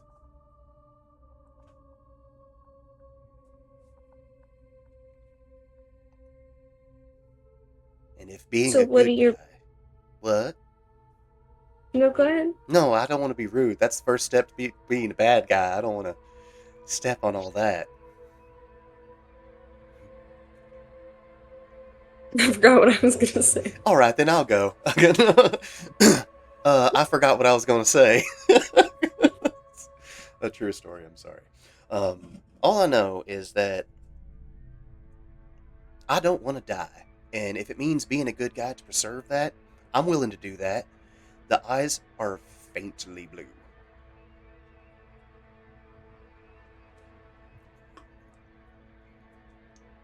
I don't think you're fully being truthful. I tell you what, why don't we ask some more pointed questions? Okay? If you were given an opportunity to return safely to the service of Madame Matilda and all was forgiven, would you take it? And she doesn't respond. If we hadn't come in here to keep you company, would you have run out? Absolutely not. And the eyes light up red. Yeah, so that's a crock. I know we're from the Netherglades, but you don't have to be so on brand with it.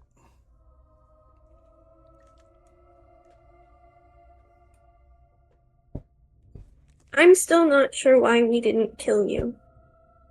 Amen, says Hex. He's somehow conjured himself a glass and he's pouring himself a drink.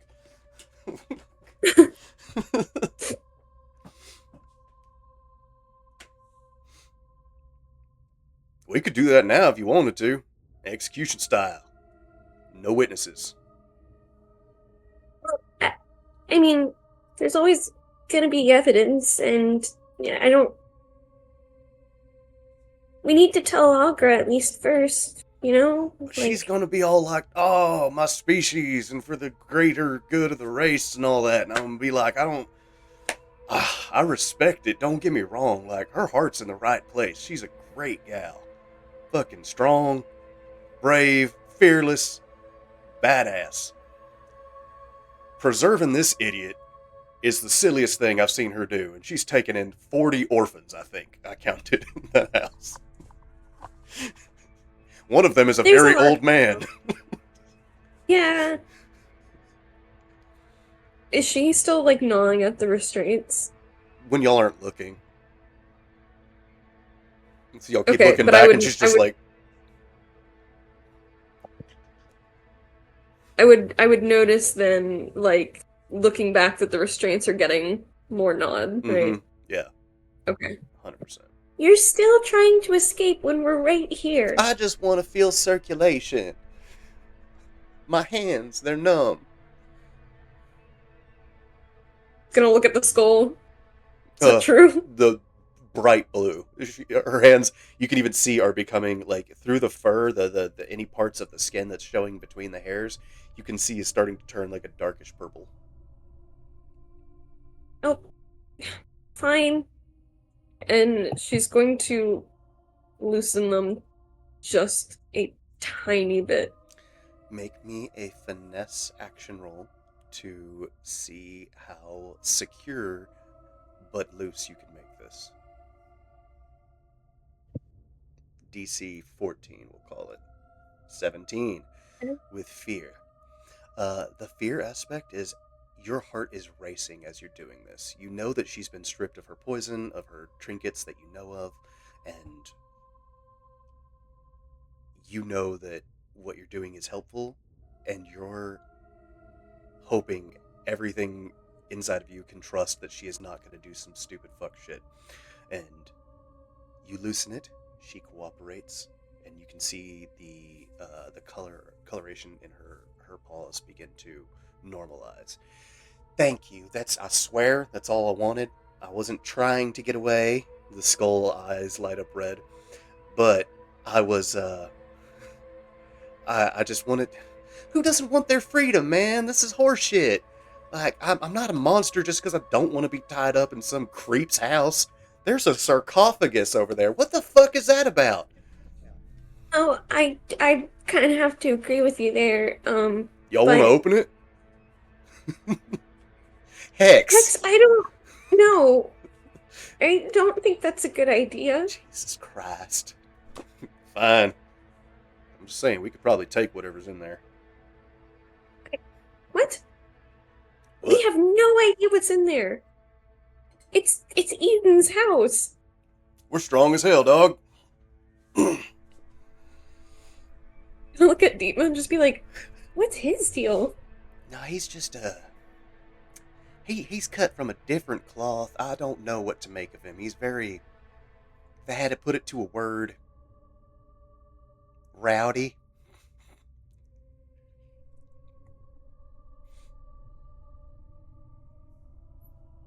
What would happen if we just told the Inquisitor that Deepa's here and not actually in jail?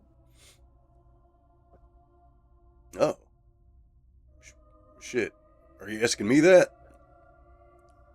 Just an open question. Oh, to the room? Alright, cool. I'm gonna go first. I would say, I don't know, she'd probably be into it. She'd probably like to know that they had a fake. That would also put Madame Matilda on blast for harboring a fugitive in any capacity like that, helping them escape, subverting the law. Madame Matilda want revenge?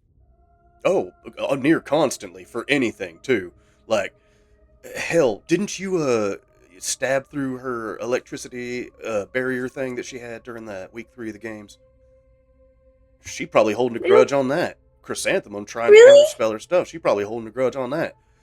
One time she killed our mailman because he delivered the wrong mail to her address. It wasn't even like she was missing mail. She just got someone else's mail, killed him on the spot with her finger. Just like through the forehead. Just pushed his brain into mush and he dropped dead on the spot. She's gonna turn Deepa, and you want to willingly go back to that lady? It's different. You don't understand. Like, that's how she is with just anybody, but like, she was like my mama. Like, I don't know. Like, she took care of me.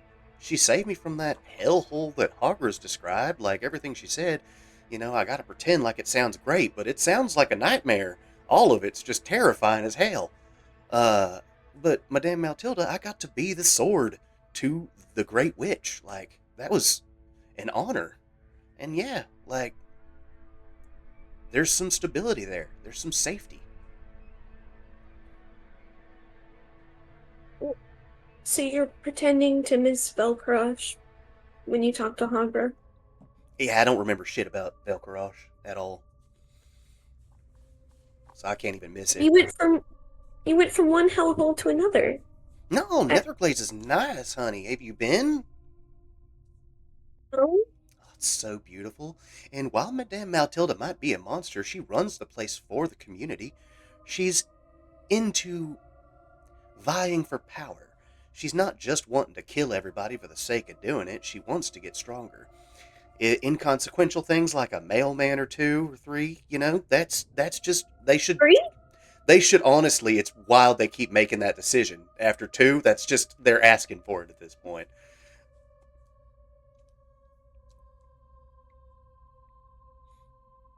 But she takes care of the community. The whole place is busy. The business is booming. There are a lot of people who support Madame Matilda over on the Netherglades. So it's not so crazy to imagine that, yeah, I'd want to work for something stable and supportive like that. Okay, so if you had your choice of being sent to prison for the crime you did commit on behalf of Madame Matilda, or being stuck in Eden's house, what would you pick?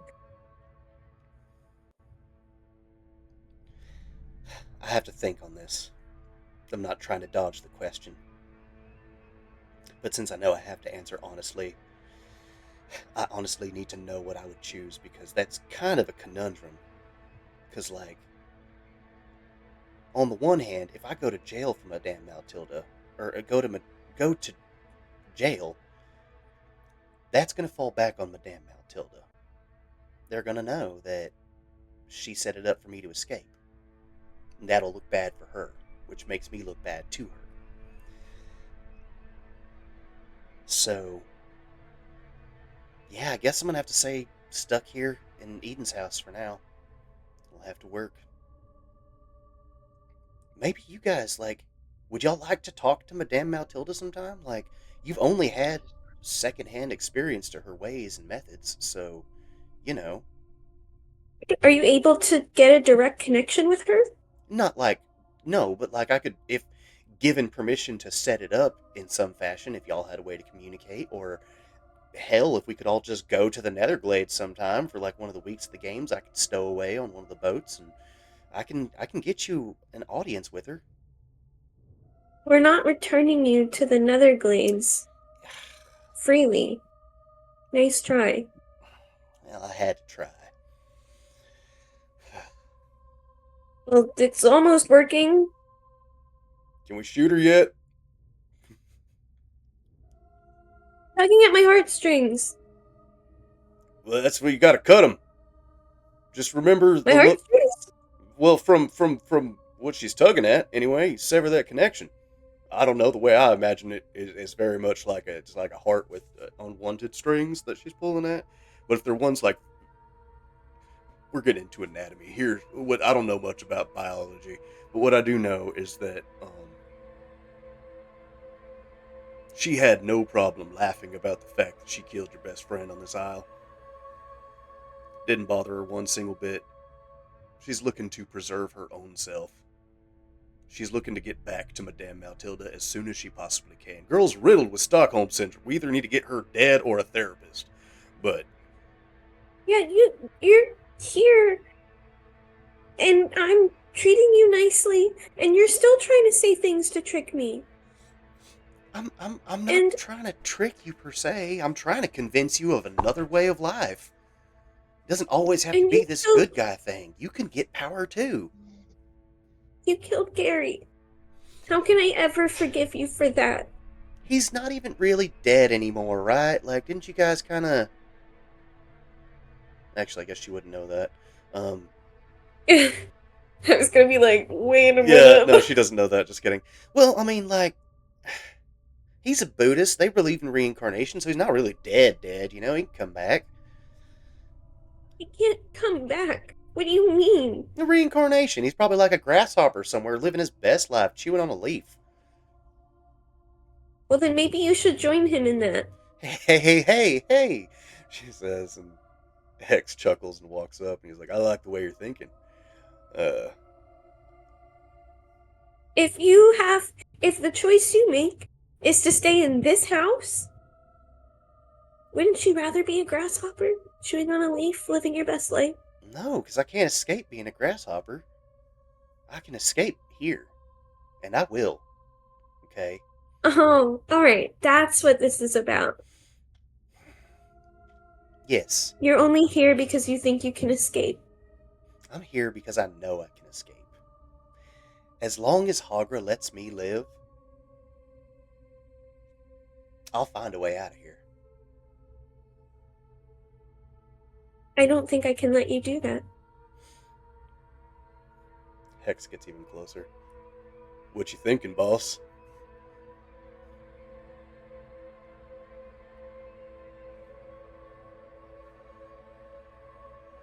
I know she was raised by Madame Matilda. You're right, she's thinking about her own survival. She's ready to hurt people. She doesn't care about those that she's already hurt. She still thinks it's humorous. She's told us that she's escaping and she wants to escape, but she's been lying to us. She's been trying to trick me. Yeah. I don't see a way where she can just stay here. You want Not I should, alive. And he starts putting his hand in his mystic holster, and his hand begins to glow. Still don't feel right doing it without talking to Hagra first. The glow dims, and he pulls his hand out. Alright. I was worried you were going to say that, but I get it. There's a reason why you guys work as a team, and I'm not trying to fuck up the chemistry, so... We got eyes on her. She ain't going nowhere. We'll let her know Which, by the way, Alon's, that skull does more than just. He's like, oh yeah, no, the whole conversation's been recorded. Absolutely, I'll play it back for her.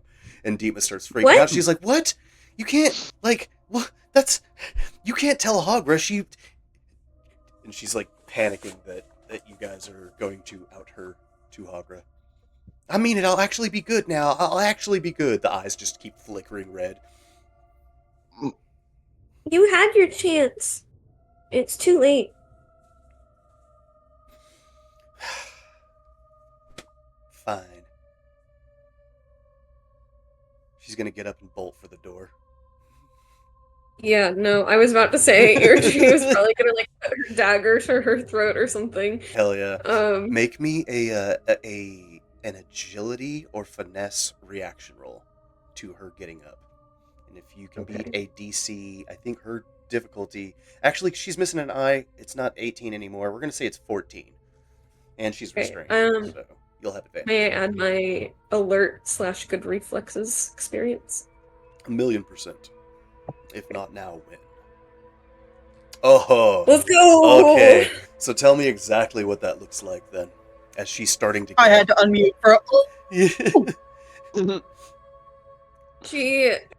As she like even starts to like get up, she like maybe just gets on her hind legs, and Eritrea is just immediately on her without even like a blink of an eye, Hell yeah. and just uses like her own momentum against her to sort of like push her around so that she falls and then falls backwards, and is like, yeah, you're not getting out of here. And then she'll take her dagger out and hold it like at the back of her neck. Hell yeah. And you do. And she's just like, you can just hear, you can feel the rage. Her hair is up on its hackles, and like she's furious that she's been bested by just you alone in this circumstance. But then you feel her body relax and go limp. She's like, fine. Fuck it. Go ahead. Tell Hagra. Tell her We everything. will. Yeah, that's what we're gonna do. Good. What part of that was I unclear? told you to do it. Okay, you got me there. Okay, well, you can tell I'm not going to get under your skin with that one. Just, ugh. And she passes out. She's taking a nap now. She ain't fucking napping. She's being a goddamn dork. Alonzo, you got any of them spectral chains? Yeah. Go ahead and... What kinds of things do you guys have on you? You're always like, oh yeah, my skull can do this and that, and now you have spectral chains? Yeah, I'm a support class. That's incredible, honestly. Thank you kindly.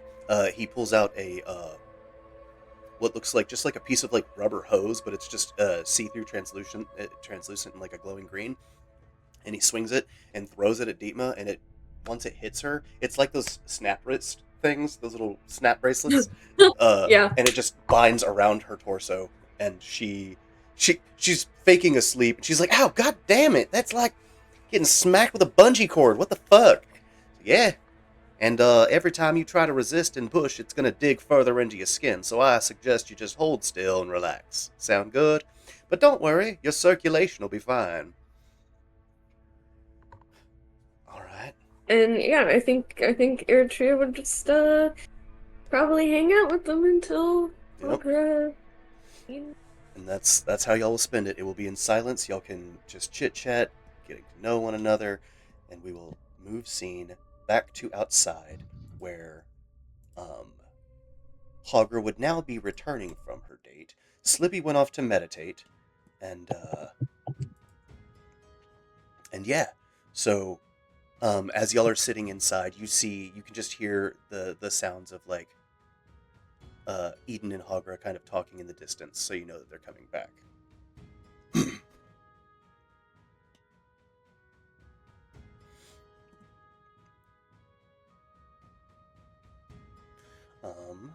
Did this conversation with Simon happen? Are we back to like the present? Or- Yeah, this is back to present. She's back from the date now. Yeah, so it would be. Oh yeah, that's fair. Yeah, good call out, because then we'd have to reenact the entire Simon scene, because that technically happened afterwards. Okay, so never mind. Now flash forward to present. The Simon thing just happened, and it's just you and Hagra there, and you have all these details that you didn't want to open with because the Simon kerfuffle was happening.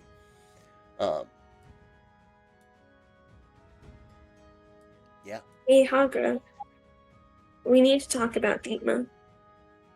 She's like got her arm kind of curled into Eden's elbow, and like her temples resting on his shoulder, and she like looks over at Eritrea and drops Eden's arm. What is going on? What is wrong with Dietmar? She's been lying to you. She wants to escape. She doesn't want to become a good person. She doesn't remember anything about Vel'Karash. She wants to find a way back to Madame Eltilda. She tried to escape while we were there, and I had to push her down. Her ears go like flat back. I Alonzo see. recorded the conversation if you want to hear it. No, I don't need to. I trust you. I know you would not lie to me about this. You are not the kind of person who would lie just because you don't like or trust somebody. I think we have to kill her, Hagra. Is she chained up in there? She is. Please stay outside. And Hagra goes inside by herself. Hell yeah. No Eden either? Just you? No Eden, just Hagra. Bet. What I'll say is, after a little bit of silence with Eritrea waiting outside, Chris's window opens and a dresser flies out and slams into the floor. Jeez. The raging. Oh my gosh. Simon's just like, must be her time of the month. Just like, Okay. He has learned nothing. Gotta go punch Simon in the mouth. Yeah, do it. No roll needed. Just punches Simon. Paw, my lips. It's just you. I have the tokens in there so everyone can see, but it's just you in there right now. Hagra walks in, like, slowly and quietly. She's trying to. She's pretending to be asleep.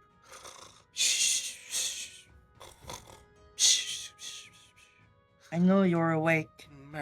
Your heart beats differently when you're unconscious. Ugh. Is there anything you don't know? God, you're so smart. She sits up. I guess they told you, huh? She crouches down and looks at Dietmar. Is your goal really to go back to Madame Matilda?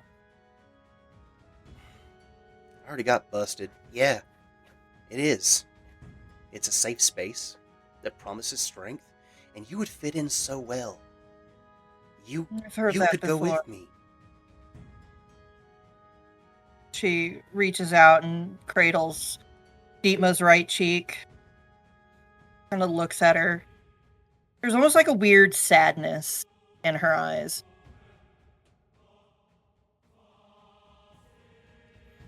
I don't think I'll ever see another feral Aurak from our world. Right. I don't know how often we get lifted, but I don't think I'll see one for a very long time. I would think not. We're already rare in our own world, sister. I know. And it breaks my heart. Well, it doesn't have to. We can wait for. Maybe we can, if we work together, we can be like, hey, Madame Matilda, try to lift us like a bowl, somebody we can reproduce with, and then we can make more here and just live happily. We don't have to go back to Vel'Karash. It's nasty. You can thrive. You could be royalty in the Netherglades. I was royalty in Vel'Karash. Well, see? You can subvert it without all the creepy stuff that they put you through there. She strokes her thumb along Dietmar's cheekbone. And then she lunges forward and buries her fangs deep into the front of Deepma's throat. Hell To rip her yes. All right. I'm gonna say that I have to make a contested agility roll against you to try to avoid getting bit, but it's not gonna help for very long. No advantage on this. I'm gonna have disadvantage because I'm tied up. Go ahead and roll an agility action roll. Can I argue for advantage because she is tied up? Yeah, 1,000,000%. That's why I'm. Because you also just, I was gonna say, rolled a fucking 19. Well, at disadvantage, it's a 4, so good luck not beating that. 17 with hope. It goes exactly as planned. You bury your fangs in. And this is not a nice, easy kill. This is a violent, like, animalistic killing. This is not like a, oh, you're going to die silently. Like Mhm. this, she's savaging her, Yeah. essentially. Everybody outside can hear the savaging happening, and you hear within your head. As I said, watching you hunt is the greatest privilege. And you watch. She can't make any noise, but she's bleeding out. She will be dead in just a few moments. Do you have anything else you need to say to her before the lights go out? She spits out a mouthful of blood. If you had been raised in Velkarash, you would have known the first rule an Orkai child is taught is that we kill those who betray our own people. And you betrayed me. And now, I'm going to rip out your heart and I'm going to eat it. And that proceeds to do exactly that. Perfect. As you do, the life leaves her body. You see a quick wisp of blue energy from within her shoot into the sky, and you just hear in the distance. I love that it's just cut off. Oh, Yeah, it's just okay. I mean, that's effectively all you get. The cutoff saved me. No, but you hear the cackle of Madame Maltilda as you murder her daughter. Hagra says a prayer in the Orkai language, basically, you know, treating Deepma like she was a quarry, something she was hunting, and then she is saying a prayer to Rogan, her god, that she was raised at the Orkai god, thanking him for the strength she would be imbued by consuming the body part of this quarry, and then devours the heart. Beautiful, poetic. And she, she's covered mouth to stomach in blood, and she then walks out of the house, leaving the body there for Eden. Bet. And she comes out just covered in blood. Eden's going to take a finger and just get some of it off of you and taste it. Ah, I left the rest in there for you. thank you, my darling. And he's going to head inside. And then you just hear guttural noises, slurping, and then nothing. Nah, it's just like a slurping of a ramen house or something like that. Gertrude is not saying anything, but she's just looking over there like, mm-mm. It is done. He paid the ultimate price. Yeah. You might need a bath. Yes. Good plan. Okay, I've calmed down and... Oh, what happened to you? I killed and ate Dietmar. Uh-huh. Well, I guess that solves that.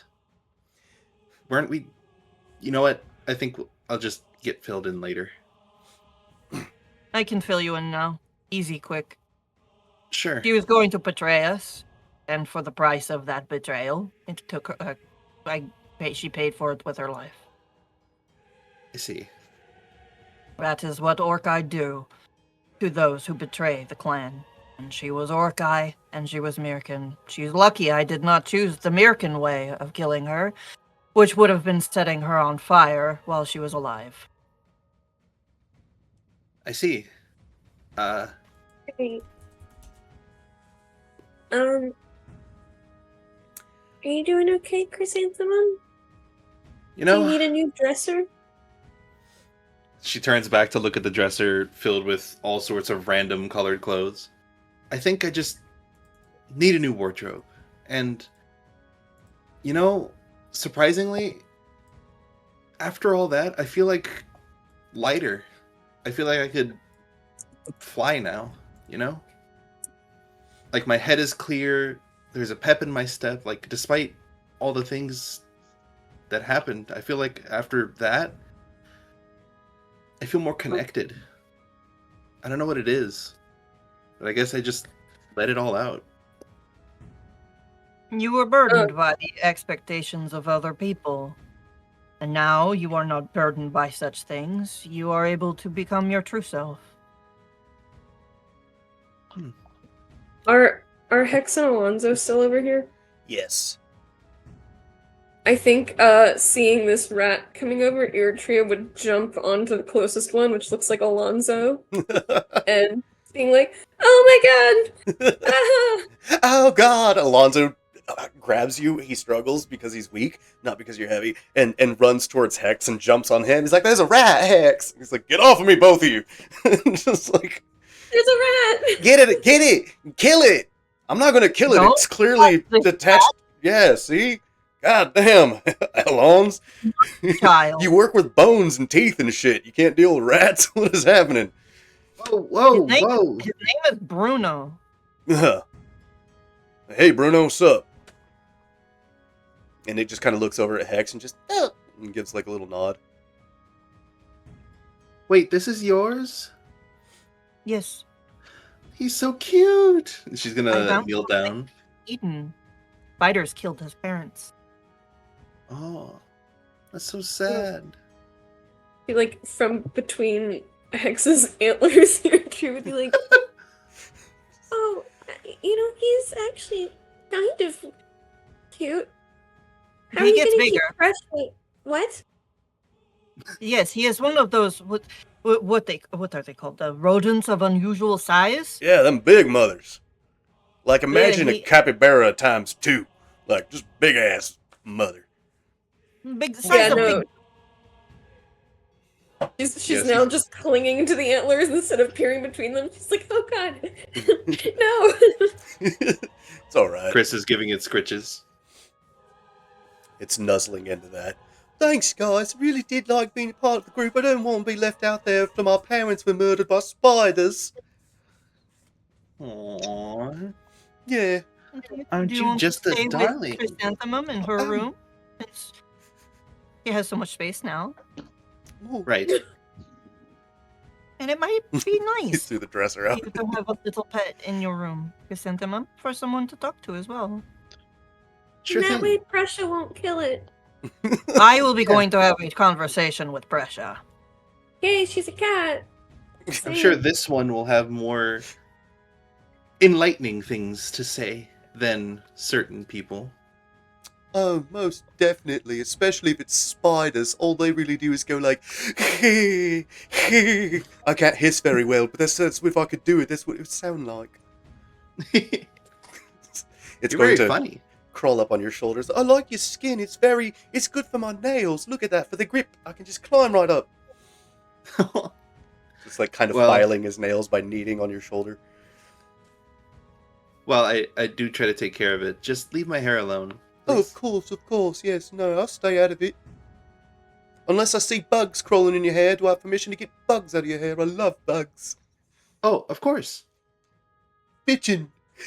He's just like... Bitchin'. What? That callback. Don't look at me. Never heard that before. He did not learn it from me. Ugh. Probably learned from spiders. Learning out here on these streets, they're rough out here for a rowers. That's the quick way to say rodents of unusual size. Thank you, Dungeons for Dummies, for the hope, but I am at max hope. Hey, yeah, I guess. you can stack hope. It just, you can't get more than one stacked hope, but you can have a stacked hope if it's from the chat. That's what I do with fear. So you got a freebie. 7 hope. 17 hope. No, I'm just kidding. 17,000 hope at this point. As y'all are having this conversation, you hear the door to the face house shut. Which is weird, because everybody that you would expect to be in the face house is outside of the face house. Let's go see who's gone into the face house with a giant 7-foot Catwoman covered in blood. First impression. Chris is gonna fly to her open window. You know, Best go from Hogger there. hears it, ear telescopes, and she just takes off running because she like did a quick survey. She's like, "Okay, they're down there. He's in there. They're all right here. Ain't nobody in this island on this island that should be in that house." Yeah. Is Bruno afraid of heights? No. He likes them. Okay. So we're flying up to my window. Hell yeah. Oh, look at me, I can fly! I think my braid is stuck in your antler. Oh, damn, hold on, I got you. Here, this happens all the time. It doesn't happen all the time, I just didn't want you to feel bad. It's just like, I just starts- imagine Hex looks up. It's like Ertria is upside down trying to like pull her hair. Yeah. help! It's just like, oh god. I'm stuck. He's able to help you It's get like unstuck. it's like when you see a deer stuck in fence wire. Yeah. Yeah. Hex is very strong. As he untangles you, he would be able to lift you like with one arm, and he kind of just scoops you and then puts you in like the princess Can carry you lift position me up? for a second. I mean, all he asks. Thanks. Well, he does, and he's just like, "Yeah, no problem." And then he sets you down, standing gently, and just like, "Sorry, just didn't know how else to get you down. I didn't want you to get stabbed by nothing up there." It's just Appreciate that. And she's gonna sprint over to the face house. Alonzo is gonna walk up to Hex and just be like, "I'm very proud of you for not just going gung ho and just killing Dietmar. You're showing real growth, Hex. Shut up. Let's get back to Tai Chi." And they head back to the neutral house. Shut the fuck up. I ain't asked for all that sap. I ain't a tree. You're not a tree? Why do I want to climb you like one? Hey yo. That's what we call the Hex effect. He's bringing Hexy back. My god. Die. Die. I'm all the way over there. I'm gonna get back to the door. I'm gonna put y'all all at the front door area. I went through my window. Oh yeah. Just kidding. So I'm gonna put you by the stairs so you can still see, but it's to signify that you're upstairs. Yeah. Y'all walk in and just see a guy hanging out at the end of the table in a mask, just chilling. See a guy. What a Where's first the monument? impression this guy's having of Hawker. Yeah, and what you see, Arventus, is an 8-foot tall, I believe, Catwoman. 7 foot tall. 7-foot tall Catwoman covered from maw to belly button in blood. And just over the table you can see Irtria's head. It's a mushroom girl. Well, hello everyone. What can I do for you? I suppose we should be asking you that question because you are in our house.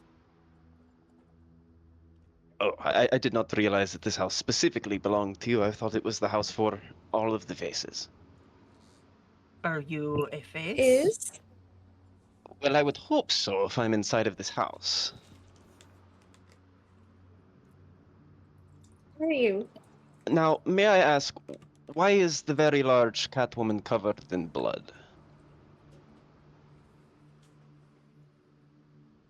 I had to make a Oh, what's judgment call. Had to make a judgment call. Well, I just realized my room is on the first floor, not the second floor. Oh, that's hilarious. All Okay, right. I'll just be in my room then. I'll just move over here. Fine. Yeah. You still threw a dresser out the bottom story and no, you Did you still just threw it from throw- the top. or- It was just somebody else's That's why it dresser. took so long. I dragged it all the way upstairs and threw it out of somebody else's window. That's determination. How are And you? then my character goes, "Oh, I'm so sorry. What are my manners?" He gets up from the table and begins to walk over to you all, and then says, "I am Arventus Bislodo. It is a pleasure to meet you," and gives a slight little bow. Hi, I'm Irchia. Very nice to meet you, Tria. He turns over to you, Hogra. And you are? I am Hogra Axebreaker. Very, very nice to meet you, Miss Axebreaker. Ass breaker. There it is. Assbreaker. Spread You're them damn cheeks. right. New You're canon damn unlocked. right. You're damn right. She has broken several asses so far. Hell yeah. Irchia will like put out her hand for a handshake and just be like, were you just lifted? He will grab your hand and then give like a slight little bow instead of a shake. And then he will say, mm, that is a very, that's hard to say. Would assume, because it seems to me that everyone here has some sort of story on how they were lifted, but I have no recollection of going through anything like that myself.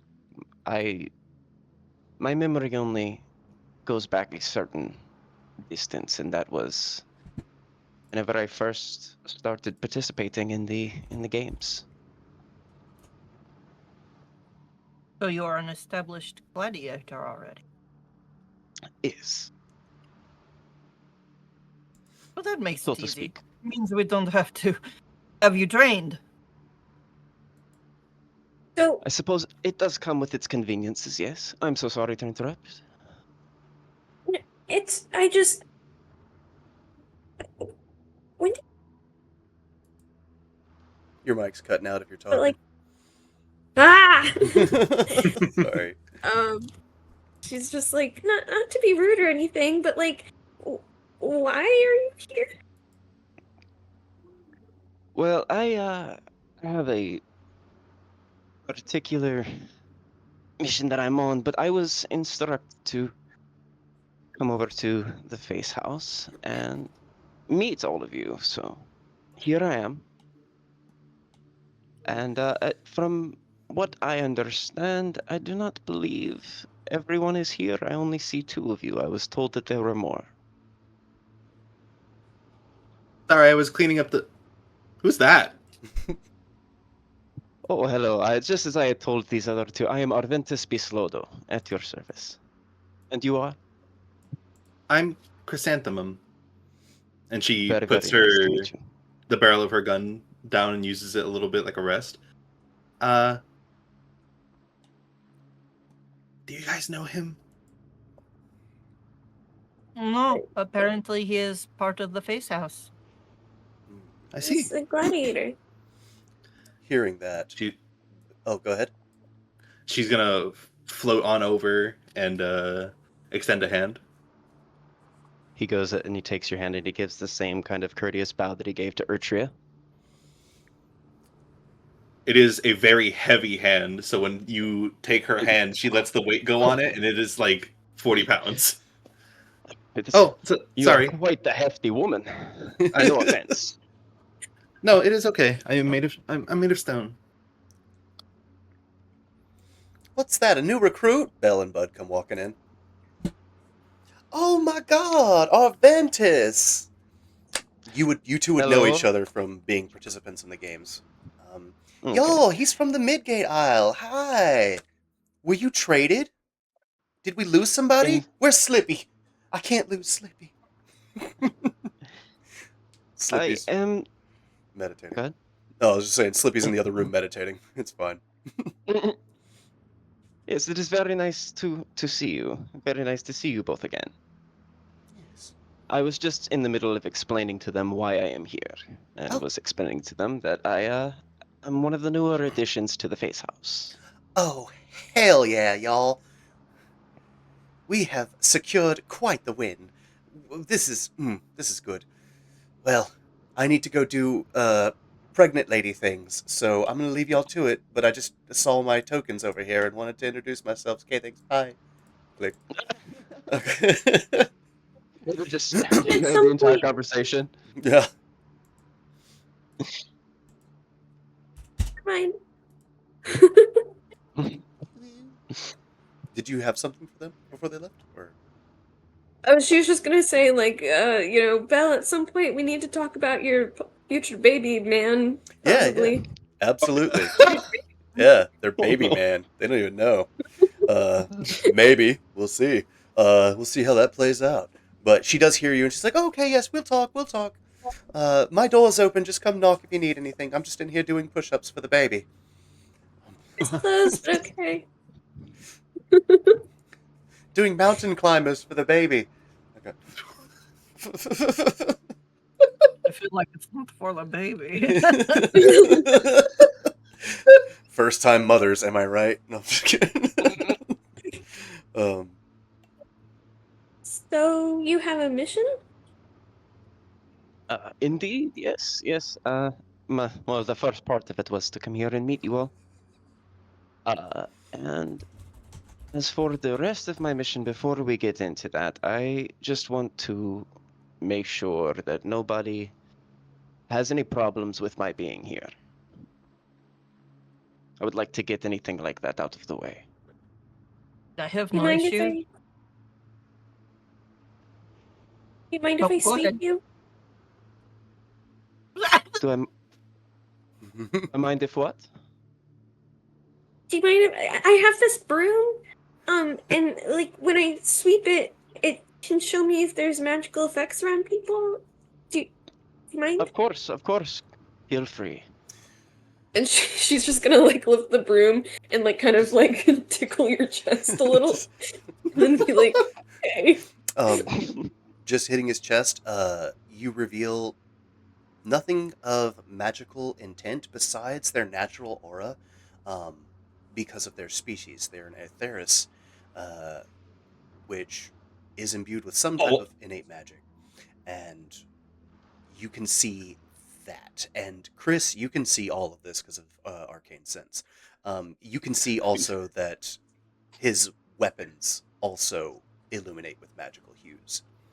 Sorry, just imagine that dude sitting at the dining table. He's glowing. Just you come down, Just ears. just shining. Oh shit! He's got Is Blue it eyes. What are you God? guys talking about? This guy's just all yellow. And he was all yellow.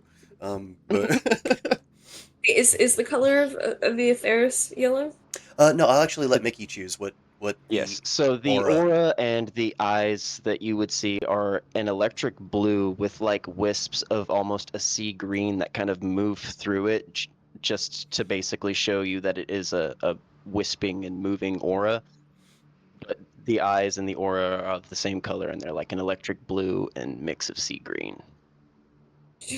She's gonna get a little closer and just look in your eyes like, Try to be like, is that Netherglade energy I see? yeah, exactly. Yeah. He's gonna duck down a little bit lower so that you can see easier. Yeah. You can identify.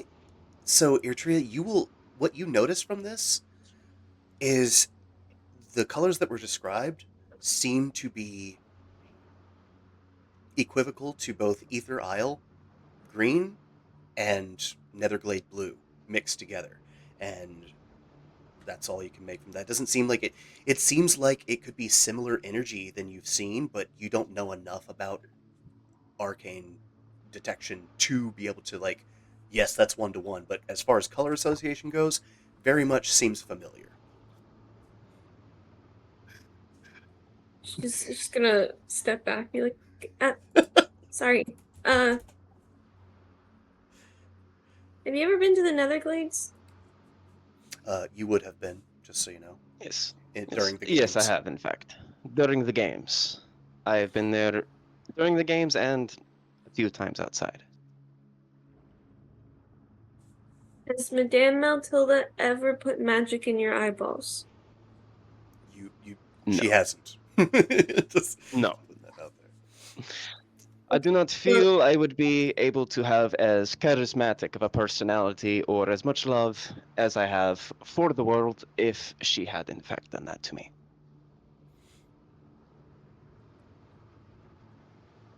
She doesn't know what to do with this response. She's like, oh, okay. Well, all I'll say is that we recently removed a traitor, so I'm a little bit more confident in being able to find out if someone's being truthful or not. Well, I assure you I have no reason to lie to you all. I trust you. I am glad. That Well- means that we can go forward without too many problems. Well, this has been wonderful and illuminating and all of that, but this blood is drying on my fur and it is very uncomfortable and I wish to go take a bath. I would understand that completely and would highly recommend. Precious down at your feet, and she's just doing uppies. Mother, uppies. Mama, Ugh, she uppies. scoops her up and carefully holding her away from the blood and then walks to her room to go Mommy, have a bath. you smell like a mouse. What happened? Mama. Mother! Out of my You room. smell like food, mother. Well, Bill, I- you two, out of my room. This is our room, sweetie. You live on the second floor. Oh, I've always been on the floor. Oh, Where's my cat? My dragon is here. oh shit. Well, it says Bell and Bud on the nameplate. I guess I Oh, changed that. at some point. you're on the second floor. You've always been on the second floor. The three of us. Yeah, because your We've dragon and always been token and pressure caretaker. are all on the second floor in that bed. So Yeah, the only one that was on the first floor was Gary. I like the idea that you just came in befuzzled from all the events of the day and were like, "Get out of my room!" Just blood drunk on your own fucking bloodlust. Like I, 7-foot tall woman covered in blood. Yes, we will get out of your room. I mean, you're more than welcome to bathe in our room. We're not picky people. Just figured you'd like the privacy. You head upstairs to go take a bath. well, I feel very different and more tapped into something, so I kind of want to test out what I can do. I feel very different, but I also think I need a nap. Yeah, actually, so something to narrate is that your decompression, you got a fit of rage. You feel, what was your subclasses before, or your classes, your multi-classes? It's Bard and Sorcerer now. But what was it before? Oh, it was Warrior and Sorcerer. Okay, warrior and sorcerer. So you are recanting the entire conversation, standing up for yourself, feeling proud like you did, and internally you just see like a black void with a shimmering dot that goes down as it lowers into something that represents your core. It is who you have been up to this point, and this little light that seems more more powerful, brighter than this glowing hue of something that has been forged into existence. And you watch it internally as it drops and hits that, and it erupts into light, becoming a big purple wash of hue, light, and energy. And you feel all of your warrior duties, all of your fighting skills that you learned to this point, seemingly vanish from your thoughts. You still have the memories, but you can feel the muscle memory changing. It's not, none of those things feel innate anymore. Your magic that was present in this sorcerer multiclassing, you see that's not going anywhere. You have a moment with yourself that you understand. You've always had this magic. You're from a magical world, and you've always had this magic inside of you, and it is finally awakened now that you have given it permission and power to do so, that your new multiclass begins. And you realize that you, just like when you were out there popping off on Simon, standing on business, you were able to inspire hope in others. You realize that you are meant for bigger things than just being someone else's pawn or someone else's tool, or trying to adhere to an existence that someone else defines. Now you get to carve your own path, and you feel free for the first time in ever. First time And then I throw a dresser out the window. Yeah, another dresser, but this time for happy feelings. I'm a woman. Just slams dresser out of window. You know what? We're zeroing in on. Well, yeah. there goes the last of the warrior. Yeah. Used it to throw a fucking dresser out the window. Fuck. And your new abilities are awakened in you. But yeah, it's just the you three here. Arventus, did you have anything else for the group that you wanted to discuss? Perhaps being the reasons you were sent here in the first place? Yes. Who your See, confidant is on the other side? yes. Now we're not talking about. Okay, never mind. I got you. Alright, so now I cannot lie to you. I have, like I said before, a mission. I am currently for my boss, so to speak. Am currently looking for a what is word? A shard, so to speak. It is attached to a. Have you all heard of the legacy of Rykard? Yes, of course. Yeah. Okay, so I have been sent here by a man named Jito, Cheeto. and Ito.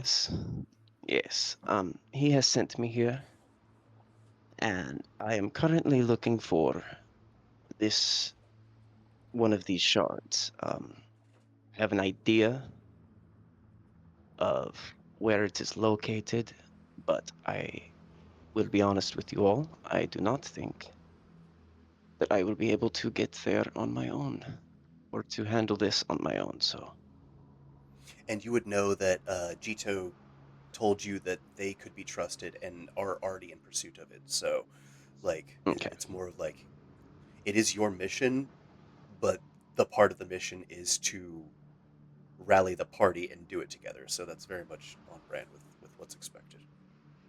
Okay. So, I am here because I know you all and I have seen your talents throughout the games. And me and correct. Jito and I, we both believe that together that we can make something happen, accomplish something. So I am here to see if you all can join me on my mission to find this shard that I'm looking for. I mean, it wouldn't be any different than whether you were here or not, so I don't see a problem with it. Artria? Damn. Just like, doesn't matter if you're here or not. While factual, Well, I abrasive. feel very special. I'm just kidding. Hair flip. Yeah. Eritrea is going to motion you over to like sit at the table. Be like, of course. Here, sit down. And she's gonna pull out a notebook. And she's flipping through the pages, and to you they all look empty. I do not wish to seem rude, but like you've handed me seemingly an empty book. Oh, no, can't. sorry, I didn't mean to hand this to you. I'm just getting to a blank page. Oh, Not that one. That one. Not that one. Yeah. So she pulled it out, and you're seeing that she's flipping through seemingly blank pages, saying, "Nope, not that one. Nope, not that one." okay. As if they have writing on them, but you see nothing but blank pages. It, are you showing me an empty book? No, I'm getting ready to write down what you're saying here. As Chris is Oh, as Chris is walking by, the magic, she can see what's on the pages, but she can't distinguish that it's not supposed to be there. So she's just looking at him like, I think he's a little blind. It's not magic, so you can't see it. Oh, then it's blank to me too. Yep. Yeah. and I think the exact same thing as Arventus, and I walk by. This is science. I'm hungry. Do you guys want anything? Hmm. Hagra finally comes back downstairs, All cleaned. all clean. Her fur's still kind of wet, kind of damp. It's sticking up everywhere, and she's wearing her usual like loincloth and breastband outfit. Mm-hmm. So it's like now he has he can see the golden like claws on her toes and her hands, and isn't distracted by all the blood. And then the very light gray on the white of her fur in snow leopard spots. Hell yeah. I must say that without all of the blood, you are much, much better looking. She kind of like looks away.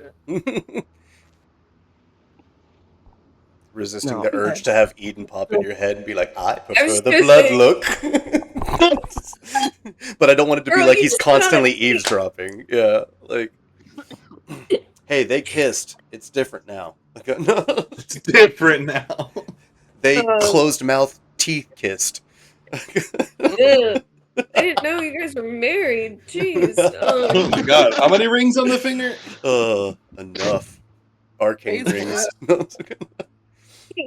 So you're here from Jito. Last time I talked with Jito, he said that we would exchange more information when we saw each other next.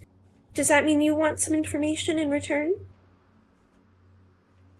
Well, yeah, actually, that would be beneficial. Yes, he is, as I have said before, my boss, and I relay information back to him. So anything that you and he may or may not have traded, I would now be the one to hand over to him personally.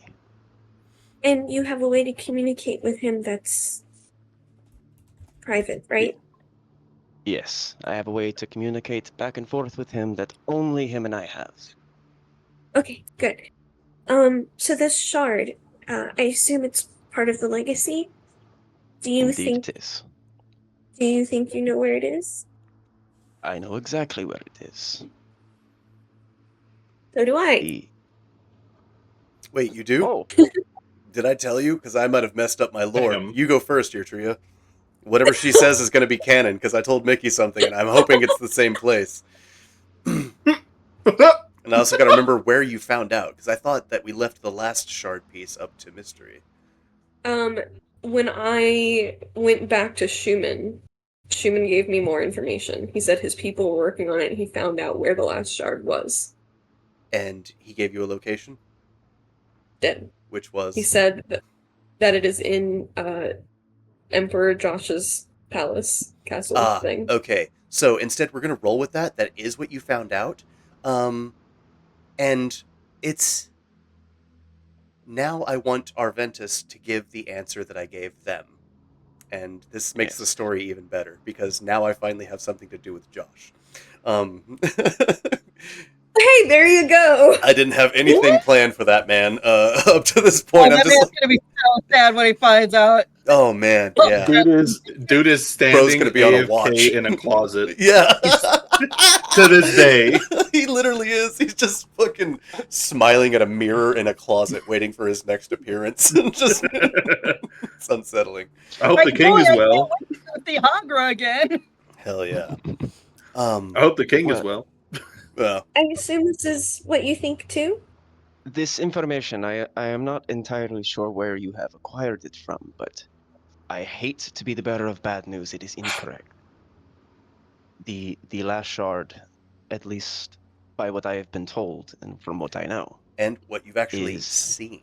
You've seen and what it. I've actually Yes, and what I have seen whenever I went there the once is it is in the chambers of Phineas on Midgate Isle.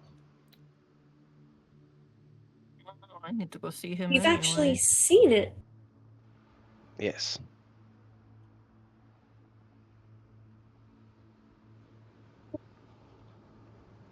You would Don't see get the that information. when you saw it, Arventus, you saw that it was almost like it was in a glass encased thing, like in a holder that made it like it was clearly a trophy piece for Phineas to have acquired. Yes, And you would almost know like that the he's rose acquired to it the recently. beast. Yes, yes, Got it. but you know Yes. that he's acquired it recently. Yes, it is one of his newest additions to what I suppose you could call somewhat of a trophy room. He has things on display in different kinds of cases, and the shard is one of them. When did you last see it? That is a good question. It would have been a few days ago. Probably 2, perhaps 3 days ago. And when did I speak with Schumann? It Was was that at like 4 least days over a ago? week ago. Okay, 'Cause okay. This happened before, or this happened after the week 3 of the games, but then there was a week off because of the death, and then we had a week on for Gary's stuff. I wonder if it was moved, or I wonder if the people I know are misled. It's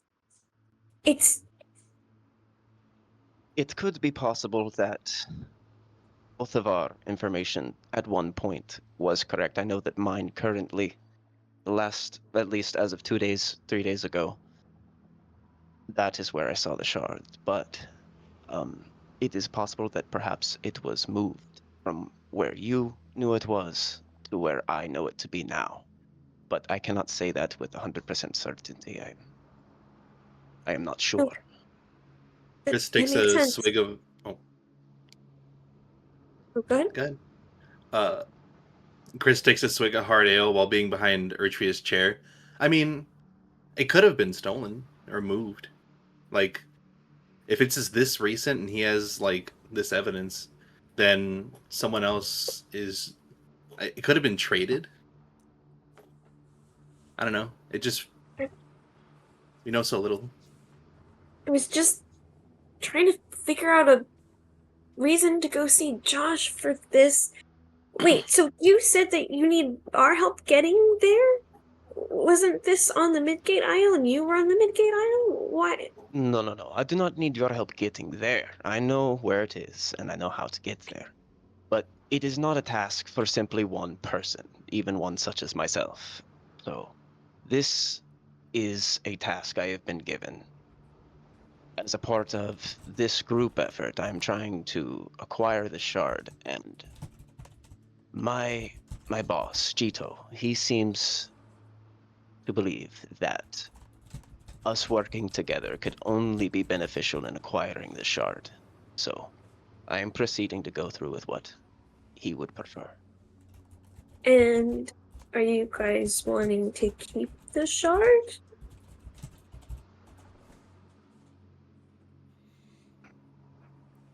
Because I that's at gonna the be a moment bit I of am not a problem. entirely sure what my boss's end goals for the shard are. He does not Would you let like me know to information like that. Would you like to reach out to him and ask?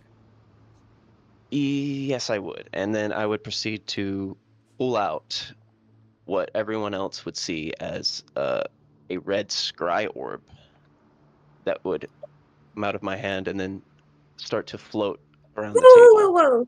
Don't take that thing out in here. Hey, whoa! Hey, Put that whoa! away. A pasta Put that thing fazoole! back where it Give came him from. So so help me! Listen. It's and she takes another swig of ale. Listen, it's not. Probably shouldn't really take that out. For You're what just purpose? covering her book. Like, put that thing away. Are you under the impression this is a normal scry orb? Well, I mean that's all we saw or we know. Yes, Oh. yes. Okay, I suppose I should have led with this information. This is G2 and I's specially acquired, I'll put, Scry Orb. Only him and I can communicate and see through this Scry Orb. So anyone else you may have been concerned seeing anything that you did not want them to see, I assure you they cannot. How? Uh, wow. Okay. Yes. And That's he some good proceeds stuff. to reach out to try and contact Jito through the specially acquired Scry Orb. Sweet, you do. You immediately get a response. Arventus? Is that you? Of G- course it's you. Yes. I was about to say, who else has this channel? Well, you could have been compromised, but then I realized how silly it would be for you to become compromised. Yes. I am reaching out to you with a question Of from the course. crew. They are wondering if you are intending to keep the shard that we are trying to go and Oh, acquire. no. There's no need for me to have it. I believe that the warriors that I have entrusted you to cooperate with, I believe that they are the ones who are meant to wield it. I don't know which one. I had to put my money on one of them. And if she's there, say hi, but Slippy would probably be, like, my go-to. He begins to look around. Actually, that is the one person I haven't seen yet. Where is I believe they're, Slippy? I believe they're meditating. They are a Buddhist. Oh, did you hear that, Jito? Yes, she keeps getting more and more perfect. Well, I will What be I meant sure to say to was... extend. Oh, Don't extend anything yet, dude. Be chill. I don't... Oh, no, Listen. keep going. And Listen. Chris leaned a little forward. It is great to speak to you all again. We can now do this anytime Arventus has the means and is available. But I wish to work together with you. I don't know how much progress you've made finding the pieces of the legacy, but I know that you are on the hunt for it.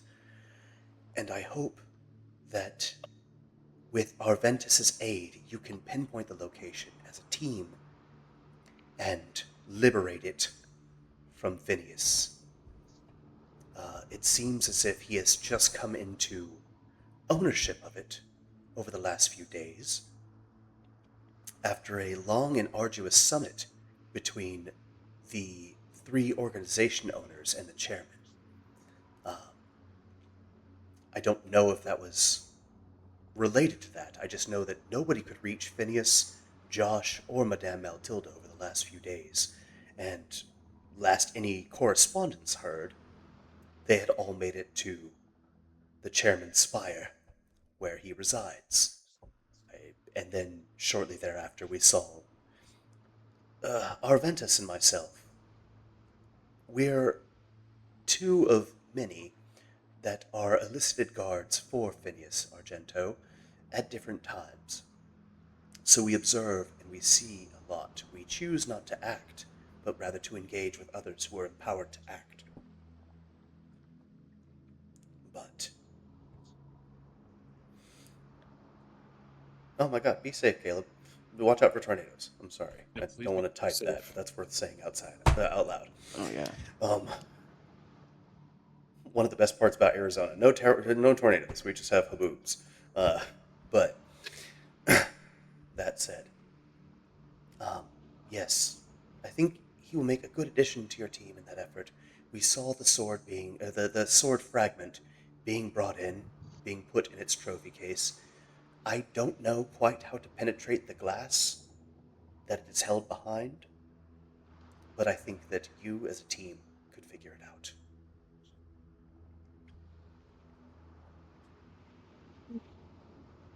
So what are you guys up to? Just want to know more A about what lot. you think.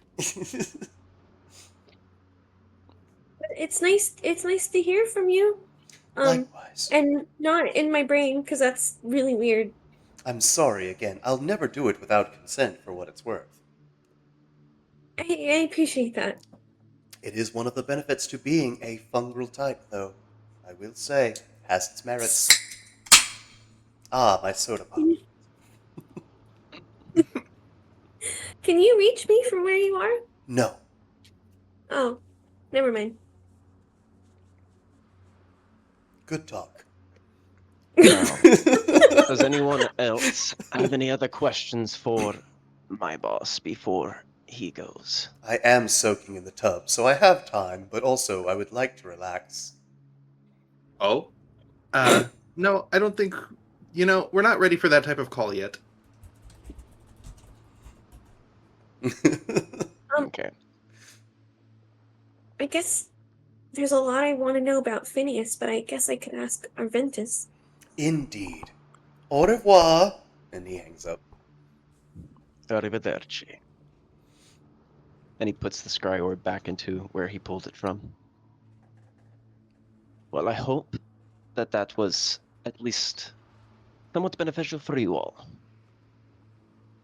Definitely helped a lot. Very. Thank Drink. you. And Crisps is handing over a glass. He will take the glass and gladly salute upwards and take a drink. This is, I would say, this is probably the hardest stuff we have in the kitchen. Yeah. Fun fact, if you weren't aware, Chris has near immunity to alcohol, so they have to drink the hardest and a lot of it to get any kind of a buzz. Very much Wolverine rules. So then would Arventus need to roll something for that? Oh, Since he took a 100%. big swig of it. 1,000,000%. Okay. Let's go ahead and do. We'll do strength or presence. I'll let you have either one. I'll let you choose. Okay. You can either. It's gonna fuck you up on presence a little bit, but you'll be able to maintain composure. Or strength, you just will your way through the heavy alcohol content. But it's gonna be like a DC 18. Okay, gotcha. So once If this was 3x stuff that you're used to, it's like 6x. Double moonshine. This could power lawnmowers. It's got This is going from like a White Claw to a Four Loko. yeah. I mean, if you take it, apparently it respects all your stats into strength. I'm gonna go ahead and since I don't have a plus in that one, we'll go with presence.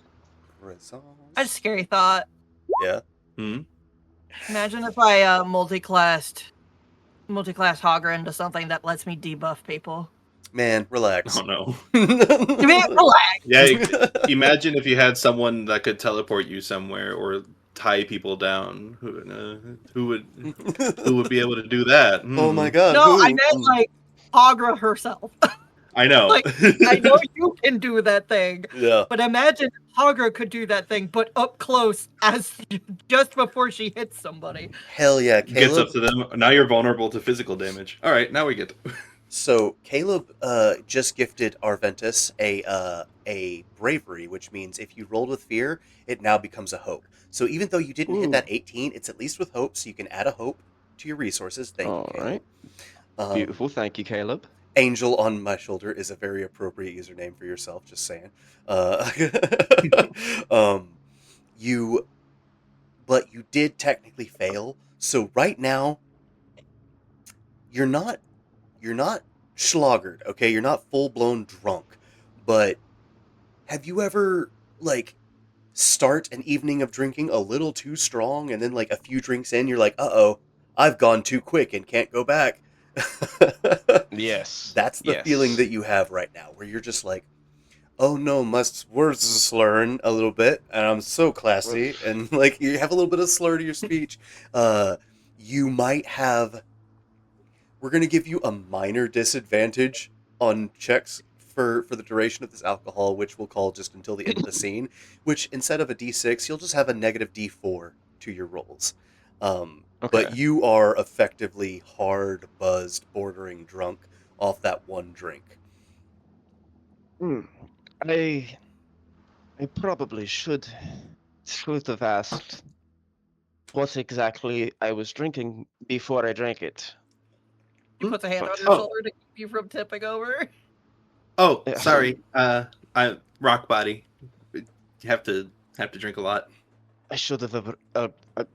I should have that observed. What did you give him? Oh, this, and she holds up. You know what? What am I holding up, DK? Yeah, okay. It's at this point it is a triple X jug. You go to take a whiff of it, Eritrea. You can smell it before the bottle even gets to whiffing range, and it smells just like fingernail polish remover. Just just Immediately, just like, okay, oh yeah, I got it. Oh Oh. God, Sorry. drink that? it's grain I mean- He alcohol. obviously, Hogger probably smells it. Like, as soon as Oh, you yeah. uncork it, he's Yeah. like, Her Chris eyes is are pouring watering. herself a little. Hisses Chris is at it. pouring herself a little more and he takes just like a starts big doing swig. cat sneezes. Yeah. Chris pours herself a little more and then takes a swig. Yeah. Sorry. And then she corks it. And then Arventus Little- is going to slowly push his glass further away from him to avoid the temptation of taking another drink for his own betterment. Right. Be careful okay. who I share with. So, getting back on track, Phineas, what can you tell Yeah. us about Curious Guards? So, Phineas, forgive me. Phineas has, I would assume, he has guards, and that he has quite the extensive security around this room in particular. But the full extent of what exactly he has, I am not sure.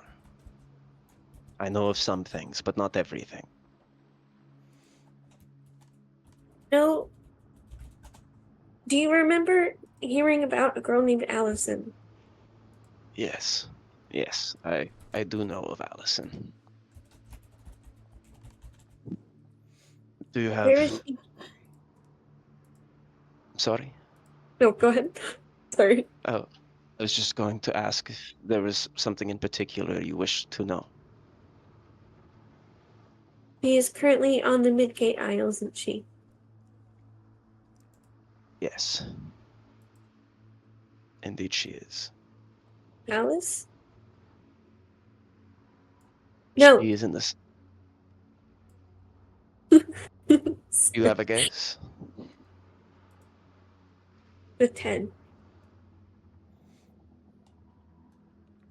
You would know She- that is correct. She is with Tinker Ted Yes, in his laboratory. that is correct. Eritrea flips through her notebook and, like, she makes, like, a circling motion around something. She's memorized, like, the whole thing. So she's now just, like, confirming a theory. Flips back to the other page. Right. Okay. Okay, well that's upsetting. And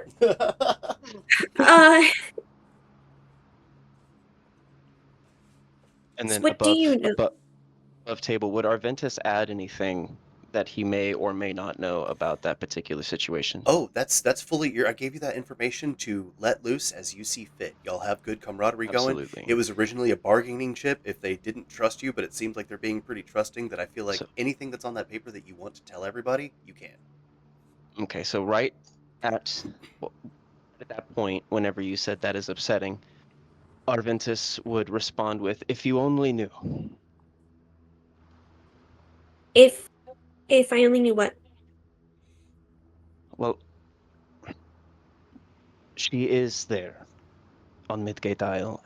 She is in the same location as the shard, like I said before, but she is not herself. She, at the current moment, is being used or utilized almost like a fuel source. Yeah, they're She draining her is magic, right? right. She is currently locked within the center of what I can only describe as a giant metal automaton. And from what I can tell, she is the source of power that it runs on. What does this automaton do? From what I have observed of it in the moments back and forth passing it, I did not get, a very close understanding, but it seems to be guarding.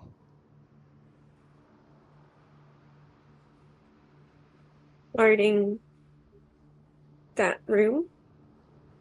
I would assume, yes. Okay, well, then we'll just have to sneak past it. We can't fight. Well, I know we have to fight it. No, but that could hurt Allison. You see the find a way. conundrum. What was that, Teddy? I was saying we'll find a way. I mean, if anything, we have one template of a robot. Maybe we can ask Tinker Tim if we get more info on it. Yeah, and who knows? Maybe he's talked with Ted. Maybe we can. Right. Maybe there's just an off switch somewhere, and we can Or just be- save Allison like that. Or better yet, maybe we can, like Gary, separate her, whatever the essence of her is, completely, like where she is, like her soul, and just What? take it away. Why would we take out her soul? Like it's in a contain, like how Gary was in his thing. We can take that out of the machine and just have Allison's soul and put it in something less dangerous, No one- I guess. No one killed Allison. She should still be alive in her own body. She Well, is. yeah, if we take her out of the machine, I'm sure she wouldn't want to kill everyone. I'm I would sorry, say I that- thought you said something about taking her soul out and not her, and it I don't know scared anything above table. Chris doesn't know anything about Allison, so I'm just trying to figure out how she would interpret it. Right. And the only time she heard someone in a machine is seeing Gary as a soul in a box. Ah. So that's what Gotcha. she's interpreting it as. Makes sense. As y'all are talking about Gary, anybody who has looked in the top right corner will see this yellow bot just kind of slumping down the stairs as it comes meandering up. Let me just give it the proper. wondering what that was. Let me see It creeped me the hell out, and here. I didn't want to. I didn't want to be the first one to notice. Fair.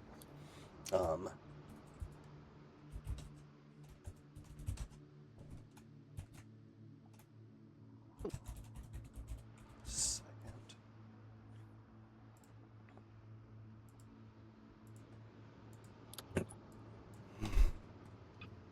As this thing comes rolling on up. Just like, Oh my god! Hey guys! Oh, look at that, a new Gary! recruit! How are you guys doing? Perfectly fine. How are you, Mr. Shiny, sir? Shiny, sir, I like that. This one's got a funny little humor about him. I really like it. Hi, I'm Gary, the legend, formerly legend. Now I'm just a little automaton bot. How's it going? It's good to meet you. My name is Arventus Bislolo. He will stand up and start to introduce himself formally to the automaton He's as gonna he introduced himself hold to out Miles, his little clampy claw. Almost slumps he over grabs because of the alcohol. and gives it a firm shake. What, you're not gonna Almost bow falls for over. me? Oh, you're right. Well, I'm sorry. I've been drinking, and he bows. Best cover. I've been drinking. Where are my manners? Shit. I'm not as stink as you drunk. I am. I'm sorry. Not as stink as you drunk I am. Oh, no, I heard you guys talking about automatons. That was loud as shit. Sorry, everybody. As you would know the name Gary Lindley. You watched the week 3 fights on TV. You saw them broadcasted. You know what it meant. And now you are being presented by a robot calling himself Gary Lindley. That's all you know about this. You don't know that it's actually Gary. This is just befuddling for a drunk man. I'm sorry. I have to bring this up, not to be rude or anything, but Lindling was murdered in the games. So how exactly is it that you are claiming to be Gary Lindling, Mr. Robot Man? Oh, crap! I didn't think about that. Eritrea, do I... Am I supposed to be a secret? Can I tell people that I'm... Arventus is our house, so we trust him. But Okay. yeah, maybe you shouldn't go around like just saying that to Just anybody. telling people I'm Gary? Aw. What should my new name be? What about Geary? Geary is that. so good! Geary is great. Oh, let's do that! Geary Lindling, totally unaffiliated with Gary Lindling. And just because I sound like him, you can just say that that Tinker Tim's a really good programmer, and he was able to, AI is making some big strides. Large language modules that can cover my voice and stuff, and just. So then he would turn to Ertria and he would ask, so is this truly Gary Lindling, or is this a robotic recreation of Gary Lindling? You heard of Theseus' ship? Would I have heard of? This is actually a real thing that exists in real life. So Theseus' ship is like Oh, well, a premise that's like how much of a boat is a boat if you keep changing parts of the boat. That's the TLDR. But it's Theseus' ship was like, oh, they're restoring it and they're adding a new mast, they're adding this new blah, they're adding blah. They're taking out this old and putting in the new. How much of it remains truly the ship without being the ship? once all of that's been changed, got it. Yeah. Okay. So then my character, who is much more educated than I am apparently, would say, Real. yes, I've heard of this. Me playing smart characters, it's just a weakness because I'm like, oh no, I have to fake it now. I don't fucking know how to do this. Should have thought about this when I was playing someone educated. I want to roll for smart. I got a 4. Yeah. Sort of that. You see, the Tinker Brothers are really smart, and I'm sure you know because I'm sure you have seen what Tinker Ted can do. And Tinker Tom and Tinker Tim were working on an automaton. And one of the things that they made was something that can save somebody's soul just as they're dying. And so, Geary over here is the automaton with Gary's true soul. So, it truly is Gary, just not his body. In the flesh, or wait, no. In the spirit. It's okay, Geary. You and me can be not skin buddies together. Yeah, high five. And this isn't even going to hurt him because he's a robot. Clank. Clank. Well, I ask because from what I've observed of Gary, he was a Buddhist, yes? Yeah. So what kind of repercussions does having one's soul put into a device have on reincarnation? Oh, well, I'm glad you asked. The wonderful thing about Buddhism is it's not dogmatic. It doesn't have these hard and fast rules where it's like, oh, you did X, now you're going to heck. Instead, what it's like is I get to, my soul has not ceased to live. I'm still the same entity in a different shell. It's the same. This could be, if you really wanted to put it under a microscope, it's just one of my many lives that I've led. In some past lives, I was even the host on a television show on a cruise ship. Other times, I was an informant for some Nepo babies. And then, at a circus, I was a ringmaster. I've been through everything. And this is just one iteration among many. So... It's just more kind of like a guided reincarnation, so to speak, rather than randomly reincarnating into one that maybe you do or do not know. You are That's put into a fair way to look at it for this perspective. This one, I would say that it's still probably tangential enough to my original last existence that, yeah, it works. But yeah, I think once my robot body dies, I just get to go into whatever the next form is. It'll probably be a grasshopper. Oh, Cece's face. I'm so sorry. Because after My what Debo was saying, it's just so fucked. Lord. Oh, I'm sorry. Why would you do this? I didn't get on Discord, but I did catch it in stream. That was pretty fucking cute, CZ. Yeah. She's gonna like hug on Arventus's sleeve a little bit, kind of lean in. Like, hey, that's Yeah. something I actually feel really bad about. Because I know that Gary is Buddhist and reincarnation is a thing, but he had the lifelock curse. If we didn't contain his soul, he would just become a zombie here. So then I'm trying to understand why you would feel bad about this. It sounds to me as if you've saved him. Well, they're the only two options. I mean, I'm glad that he's Gary and here, but You feel a sense of guilt that perhaps you may have taken away what he may have naturally had. exactly.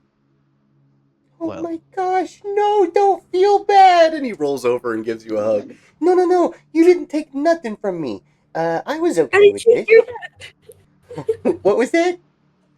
How did you hear that? Well, I'm standing 5 feet away from the guy you're talking to, so not really hard to hear, and I'm a robot. So it's kind of just I'm- like frequencies in the room. Right, that's a good point. That is a very good point. So yeah, no, don't feel bad at all. I just want you to know that, like, I still have the means to do everything just as natural as any Buddhist would, and that's life. That's all people say. Whatever. It's Frank Sinatra. Anyways, And yeah, what I was going to add to it is you said he was cursed, correct? I'm And that he would cursed. have came back. No. Sorry, I- I mean, much past tense was. We're all. Anyone who's been lifted here is under the lifelock curse. Which is correct. So then, by your definition, if you had not done this, like you had said, he would have come back some kind of a zombie, correct? Some kind of. I'm pretty sure that's what happens to the gladiators Yep. that Well, die. I cannot speak personally, but from what I have heard from Geary, I think the fate he currently has is much better than what would have happened if you had not done this. So try not to feel bad about it, because it was a saving act. If this had not happened, I'm almost positive that his fate would have ended up worse. So I try would have not to been beat yourself up about it. a really cool zombie. Speaking of which, Hagra, what happened to that zombie that you had? Where even is that thing? I'm sorry, she has a zombie? Oh, she's like one collected has many a cup pets. of coffee? Yes, No, more its like one name is has Arthur. I don't know where we decided that you were keeping it, but I didn't see Arthur with Dietmar. Is there a stray zombie? oh no. Uh, And I think that's where we're gonna call session. Because the next session we get to go find a zombie that wandered Where off. is my zombie child? That's a great question, Mama. You went on a date and you left all your babies unattended. Oh shit. mother. But that is I think a good spot to call it. Y'all have gotten introduced to Arventus. I want everybody to at some point between now and next session give me some thoughts on what you'd like to do next session, and I'll build it around that, because there's plenty of ways we can go, but there's so many directions we could go that I want it to be prioritized by what y'all want to do. So, Okay. but that's that. Thank you, Mickey, for being able to join the table. Round of applause for It was my Arventus pleasure. joining. Thank you. Everybody else crushing it. Loved Chris's character development this episode. Beautiful stuff. Thank you. Oh, thank you for the bitties. I gotta make that alert bigger. I didn't know it was like that. It's tiny. Let's fix that. Maybe that ought to do it. Might be too big. We'll see. But and thank you, Bilo, for being available so way earlier than intended. I apologize for that still. That's okay. And then I was already awake. yeah, Good. yeah, that's fair. That's fair, and it was worth it. Their romance. I will say, Cece, don't watch the VOD. Don't watch it. Or at least be prepared to skip through any of the combat sequences because they are Eden and Hagra having a wonderful time, and that's all I need to say for you to know that it's probably something you don't need to. Eden and Hogger having an Eden and Hogger kind of time. Yeah, it's the perfect Eden and Hagra. Yeah, it's not the tone violence that she shows around Eritrea. Yeah, yeah. This is. If you thought ripping the heads off a Minotaur was bad, wait till you watch the brutal murder of a mouse's parents. He did murder its parents. I don't know that. That's the GM talking. That's not like common law. That's not. No. Starts no. constructing the Common fourth wall knowledge. real quick. Yeah. Hurry up. Gary, what are you talking about? Yeah. Oh, I don't know. Hell yeah. That's what Hogger said, and that's what happened. Damn straight. That's my story, and I'm sticking to it. There was a thing I wanted to say. Yeah. About Mags making a little thing, funny moment. Hagra, Bruno's parents were killed by spiders. Party, oh no. Lorenzo's mom, eyes go red. Lorenzo covers the eyes. Yeah. Don't Like, look, nope. child. Yeah. Don't. Oh, that's No, we hilarious. just believe what Hagra says. I don't want to tell him that. There is no war in Bossing, say. Awesome. Thank you, everybody, chat and party, for being here an hour early than I anticipated, but that's because my fucking internal clock is all busted. I apologize. But y'all were here. Y'all were kind of queer about it, and then no, I'm just kidding. And In a minute. yeah, we're happy. This is good stuff. Do we have a raid target perchance? I was thinking we might raid the same people that are sponsored by Darrington Press again. Let's They're do just that. starting up their stream. Absolutely. Okay. Before you don't hit the raid yet, because I want to do just a quick little announcement, and then I'm going to go to the end screen, and we can raid during that. Okay. But it's just a tiny little announcement. Is that not this Thursday? This Thursday will be session 0 for Suddenly Super.